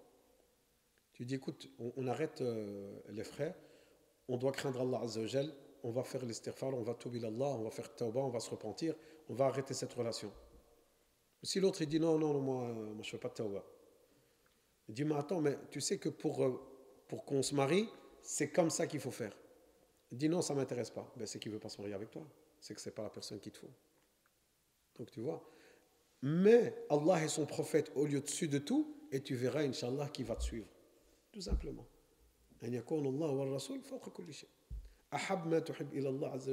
La chose la plus aimée dans ton cœur, ça doit être Allah et son prophète. C'est pour ça que lorsque ton mari, lorsque ton père, lorsque ta mère vont te demander quelque chose, c'est les personnes que tu aimes le plus. Tu dois leur soumission, tu vas suivre tout ce qu'ils demandent, je suis prêt. Mais ils te demandent quelque chose de haram. Tu dis ouais, c'est chouma, ça fait rien. Non, il n'y a pas de chouma. Tu ne vas pas le faire. Pourquoi? Parce que Allah et son prophète sont au-dessus d'eux. Donc c'est pour ça qu'il ne faut pas trembler dans certains cas, il faut être direct. Quelle est la fête idéale de mariage pour avoir la baraka d'Allah Azza wa Jal? Faire une grosse fête de mariage avec de la musique, sans mixité, à la traditionnelle, pour avoir des répercussions à cause des parents? La bénédiction, c'est dans ce que Allah Azza wa Jal a permis. La bénédiction, al-baraka, c'est dans fima yurdillah, fi ta'atillah, dans ce que Allah Azza wa Jal a permis et de ce que Allah subhanahu wa ta'ala a rendu halal. Donc si tu vas faire un mariage dans le haram, quand on dit dans le haram, dans la préparation de la cérémonie, peut-être que tu vas diminuer la bénédiction de ton mariage et que tu as fait un mauvais démarrage. Tu démarres déjà mal et tu dis ouais, c'est le mariage, c'est une fois dans la vie. Non, ben raison de plus, si c'est une fois dans la vie, il vaut mieux le faire de la meilleure manière qui soit. Donc, Inch'Allah, de préserver les règles et que même, combien de frères, alhamdoulilah, je remercie tous les frères et sœurs qui, alhamdoulilah, sont conscients de ça. Maintenant, ils font des mariages où ils apportent leurs invités, ils les invitent. Il y a une lecture du Coran, il y a un rappel qui est fait, il y a parfois même des choses qu'on peut entendre, un moment de partage, de joie, de rigolade. Parfois, on déclare des dossiers. Hein. Et donc tout ça, ça permet, si au niveau des femmes aussi, il y a beaucoup de choses qui sont permises. Il y a pas, tout n'est pas haram. Donc de faire, Inch'Allah Ta'ala, dans ce qui est permis. Et la meilleure des choses pour éviter d'aller dans tous les sens, c'est de, si vous ne savez pas, de demander aux gens de science, est-ce que c'est permis de faire ça ou ça dans le mariage, Inch'Allah Ta'ala. Dans 10 minutes, on va clôturer parce que sinon ça n'a pas de fin. Et on verra, Inch'Allah, qu'en est-il pour la suite. Quelles sont les causes à faire en tant que femme si je veux me marier? J'ai 21 ans. Ben, chère sœur, machallah, vous êtes jeune, vous avez 21 ans, alhamdoulilah, vous êtes consciente, vous avez cette bonne intention de mariage. Remettez-vous à Allah subhanahu wa ta'ala, premièrement. Se remettre à Allah subhanahu wa ta'ala, invoquer Allah subhanahu wa ta'ala qu'il vous accorde un mari pieux, qu'il vous amène sur votre chemin, sur votre destinée. Et pourquoi ne pas en parler avec votre mère ou avec vos sœurs, avec vos amis, que eux peut-être ont un frère. Et de cette manière-là, Inch'Allah Ta'ala, s'il n'y a pas par là, il y aura par là. Et tôt ou tard, vous allez trouver, Inch'Allah Ta'ala. Et en fait, d'en parler, on saura qu'un tel, Inch'Allah Ta'ala, est prêt à se marier et que s'il y a quelqu'un qui sera, Inch'Allah, intéressé, il va faire le nécessaire, bi'idhnillah azza wa jalla. Étant dans le haram, si on refuse une deuxième épouse à son mari, faut-il donc l'accord de la première? Donc là, on parle de polygamie. Polygamie, d'un point de vue islamique, religieux, l'islam accorde 4 épouses. Pour ceux qui en ont les moyens, il y a des conditions, bien sûr. Ici en Belgique ou en Europe, c'est interdit, c'est contraire à la loi. Par contre, tu peux avoir 4 copines ou 40, ça c'est pas un problème. Allah Azza wa Jal, qu'est-ce qu'il dit lorsque tu vas avoir une femme, une deuxième femme? Mathna wa thulatha wa ruba'. Wa in khiftum alla ta'dilu fa wahida. Et si vous avez peur de ne pas être équitable envers vos épouses, alors une seule. Comment tu pourras être équitable avec ton épouse dans un pays non musulman ou bien dans un pays où la loi ne te le permet pas? Tu seras hors la loi. Ce sera une qui est déclarée et une qui n'est pas déclarée. Donc ils n'ont pas les mêmes droits. C'est pas l'équité ça. C'est pas l'adl. Donc tu veux vraiment en polygamie, va dans un pays où c'est autorisé, où que tu peux le faire avec officiellement comme il se doit, afin que chacun puisse prendre. Et si tu en as les moyens, et si tu as la capacité de pouvoir donner, mais sinon, tu t'abstiens avec une seule épouse et sois à la hauteur et tu seras le meilleur des hommes, Inch'Allah Ta'ala. Il y en a qui leur faut rien qu'une demi-épouse, déjà. Que dire est-ce qu'il faut l'accord de la première? Ben écoute, combien de gens ont joué sur ça? Ils disent, j'ai pas besoin de l'accord de la première, je fais ce que je veux. Et qu'est-ce qui s'est passé après? Mais ils ont perdu la première. Et après, ils ont perdu la deuxième. Et ils se sont retrouvés tout seuls. Donc c'est quoi le but? Le but de se marier avec des femmes pour divorcer. Le but c'est de construire une nouvelle vie de famille pour détruire la première. Donc il faut voir loin, il faut rester sage dans les prises de décision qu'on prend. Parfois les gens ils prennent les règles et ils les utilisent suivant leurs intérêts. Ils disent voilà, ça c'est halal, casse pas la tête, ça fait ça tant que je suis dans le monde droit, c'est tout, je fais ça. Non, regarde plus loin. Regarde qu'est-ce qui va. Si cette confiance elle est brisée dans ton couple et qu'il n'y a plus cette confiance et que tu as brisé le cœur de ton épouse, comment récupérer? La mère de tes enfants, peut-être tu as 20 ans, tu as 30 ans de mariage. Donc réfléchis bien avant de faire une erreur. La dot peut-elle être donnée en 2-3 fois avec l'accord de la future épouse? La dot, elle peut se donner de plusieurs façons. Elle peut se donner directement. Elle peut se donner ultérieurement, plus tard. Elle peut se donner en mensualité. Elle peut se donner par rapport à ce qui a été accordé donc par l'épouse. Il n'y a aucun souci par rapport à ça. Il ne faut pas se mettre des barrières. Et chacun, il y en a qui la donnent en avance, mousbar, il y en a qui il a ajal, il y en a qui vont la donner après 1 an, mais ça reste une dette. Ça reste une dette, il faut faire attention. combien de sœurs, elle se présente, elle dit, mon mari, jusqu'à présent, ne m'a toujours pas donné, après 15 ans de mariage, m'a toujours pas donné ma dot, pardon. Et ça reste une dette. Et pour lui, le mari, ouais, vas-y, casse pas la tête. Je vais te les donner. T'as vu, tu es matérialiste, tu veux que l'argent. Taqillah. C'est un droit qu'Allah Azza wa Jalla lui a donné. Elle t'a fait plaisir déjà, elle t'a pas demandé, parce que tu n'avais pas les moyens lorsque tu étais marié, maintenant tu fais le malin. Tu vois. Donc fais attention à ce que tu fais, à ce que tu dis. Quelle est la définition d'un youth? Oh là là, si mon mari m'oblige à faire une chose religieuse, est-il dans son droit? Car sinon, c'est considéré comme étant un youth. Une.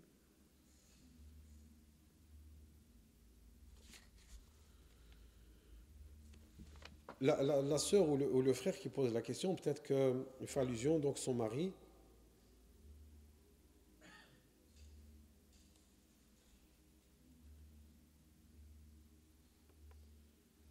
C'est le fait de voir son épouse. C'est un homme lorsqu'il va voir son épouse qui est par exemple qui rencontre les hommes ou bien qui va se dévêtir et que ça il bronche pas.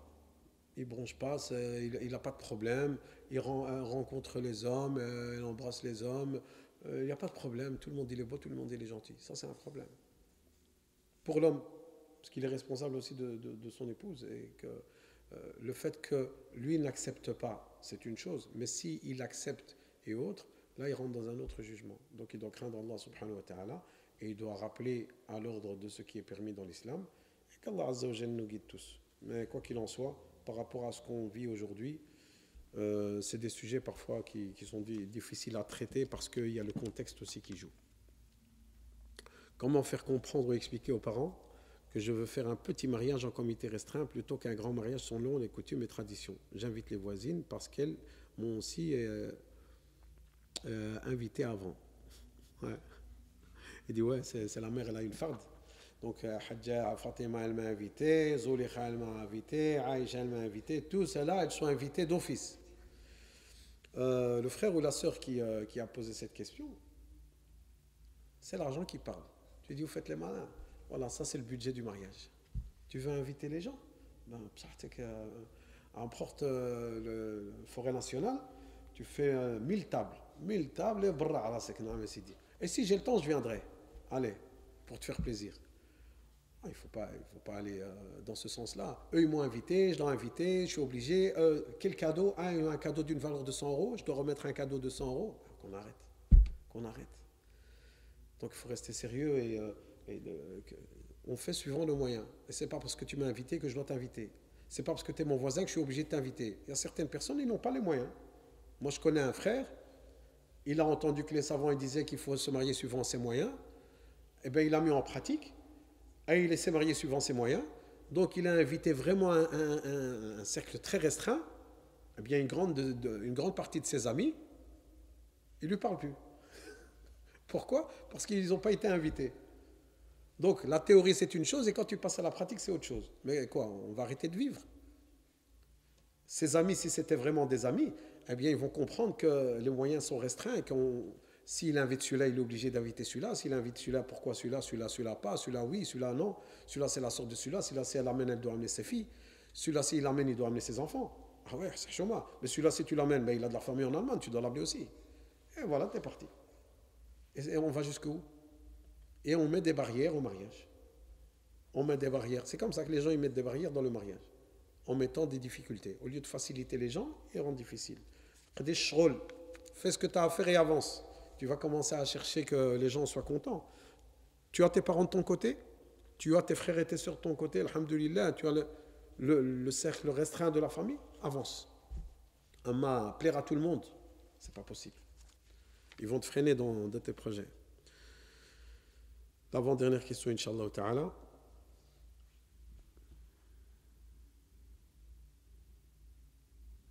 C'est une question qui se répète. Que conseillerez-vous à une sœur amoureuse d'un homme, mais qu'elle ne sait pas si cela est réciproque ou non, sachant qu'on est jeune, 18 ans et 19 ans?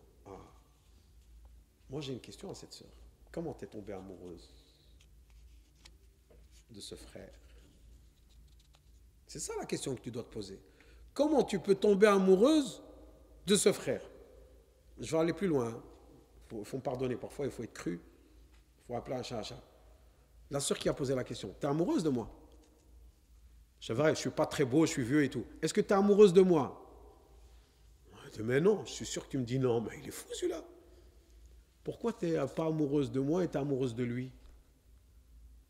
Tu as eu un contact avec lui. Tu l'as vu. Tu as tchatché avec lui. Tu as WhatsAppé avec lui. Tu as fait quelque chose. C'est pas possible. Tu ne peux pas avoir des sentiments pour cette personne comme ça. Donc cherche comment tu es arrivé à ce stade et remets-toi en question. Repentir si tu es passé par le haram.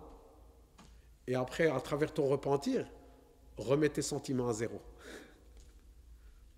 Tu vois? Parce que tu vois, si tu as des sentiments sur quelqu'un, tu ne sais pas être objectif. Peut-être le type là, tu es amoureuse, peut-être c'est une crapule. C'est une mauvaise personne.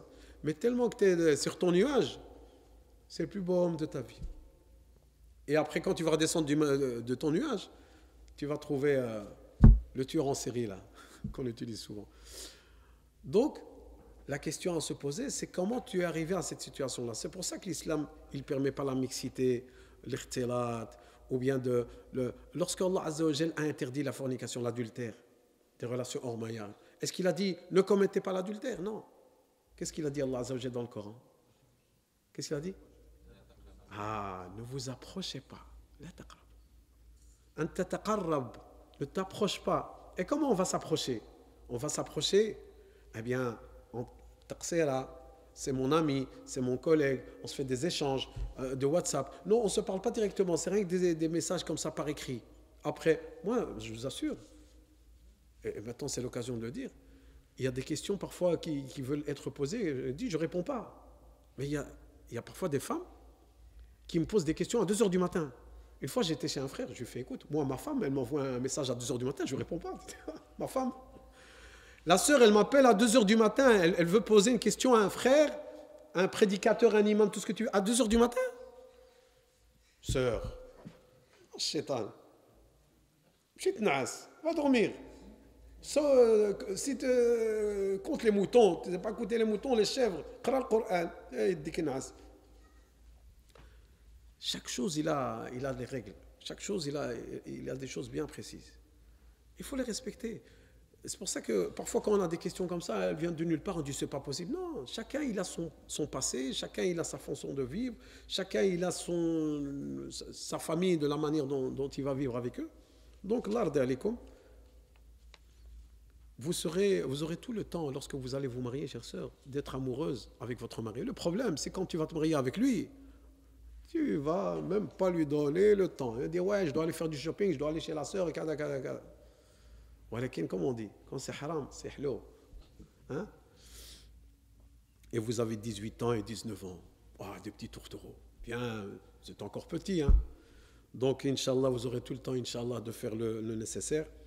Mais quoi qu'il en soit, qui sait, si vous êtes prête pour le mariage et que vous voyez que c'est la personne qui craint Allah Azza wa Jal et que c'est bien pour vous, et que, comme on a dit avec toute objectivité, pourquoi pas vous renseigner via vos sœurs, via des amis, via Kada, pour voir si ce frère n'est pas intéressé par vous. Pourquoi pas?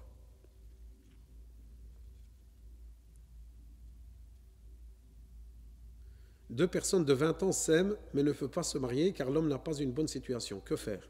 Eh bien, ils doivent avoir une bonne situation. 20 ans, t'es jeune, machallah. À 20 ans, qu'est-ce que tu dois faire en priorité? C'est ça le problème, c'est que ils n'ont pas une situation, donc ils ne peuvent pas s'aimer. Déjà encore, on revient encore. Comment ils vont s'aimer? Comment ils se sont aimés ces tourtereaux de 20 ans? Hein? Ouais, ça fait 1 an que tu sors avec elle, après tu me dis ouais, je l'aime. Subhanallah al-Adim. Donc, la situation, elle ne va pas tomber du ciel. Comme cet amour, il n'est pas tombé du ciel. La situation, c'est toi qui dois la provoquer, c'est toi qui dois faire le nécessaire. Va travailler, va bosser, va louer un appartement, prépare ton appartement et tu vas voir l'amour s'il est toujours là. Quand tu vas voir toutes ces contraintes et tout, là tu vas voir l'amour, il va peut-être s'évaporer. Il te bakhar. Tu vas dire en vérité, le hayat, c'est pas si facile que ça. En vérité, tout cet argent, j'aurais pu le claquer tout seul, tranquille. Je serais parti aux Maldives, en vérité.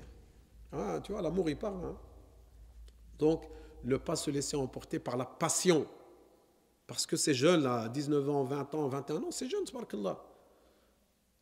Des gens, ils ont 30 ans et ils disent est-ce que je vais me marier? Donc, 10 ans de différence. Je ne dis pas que c'est interdit, mais voilà, il faut prendre des choses au sérieux. On dit quand oui, mariez-vous, mariez-vous, mariez-vous, mais pas à n'importe quel prix. Donc, prendre ses responsabilités, Inch'Allah ta'ala. Et comme je vous dis, c'est une responsabilité. Donc, on a dépassé 1h30 ensemble. Vous imaginez? Regardez combien il reste de questions. Acte 3.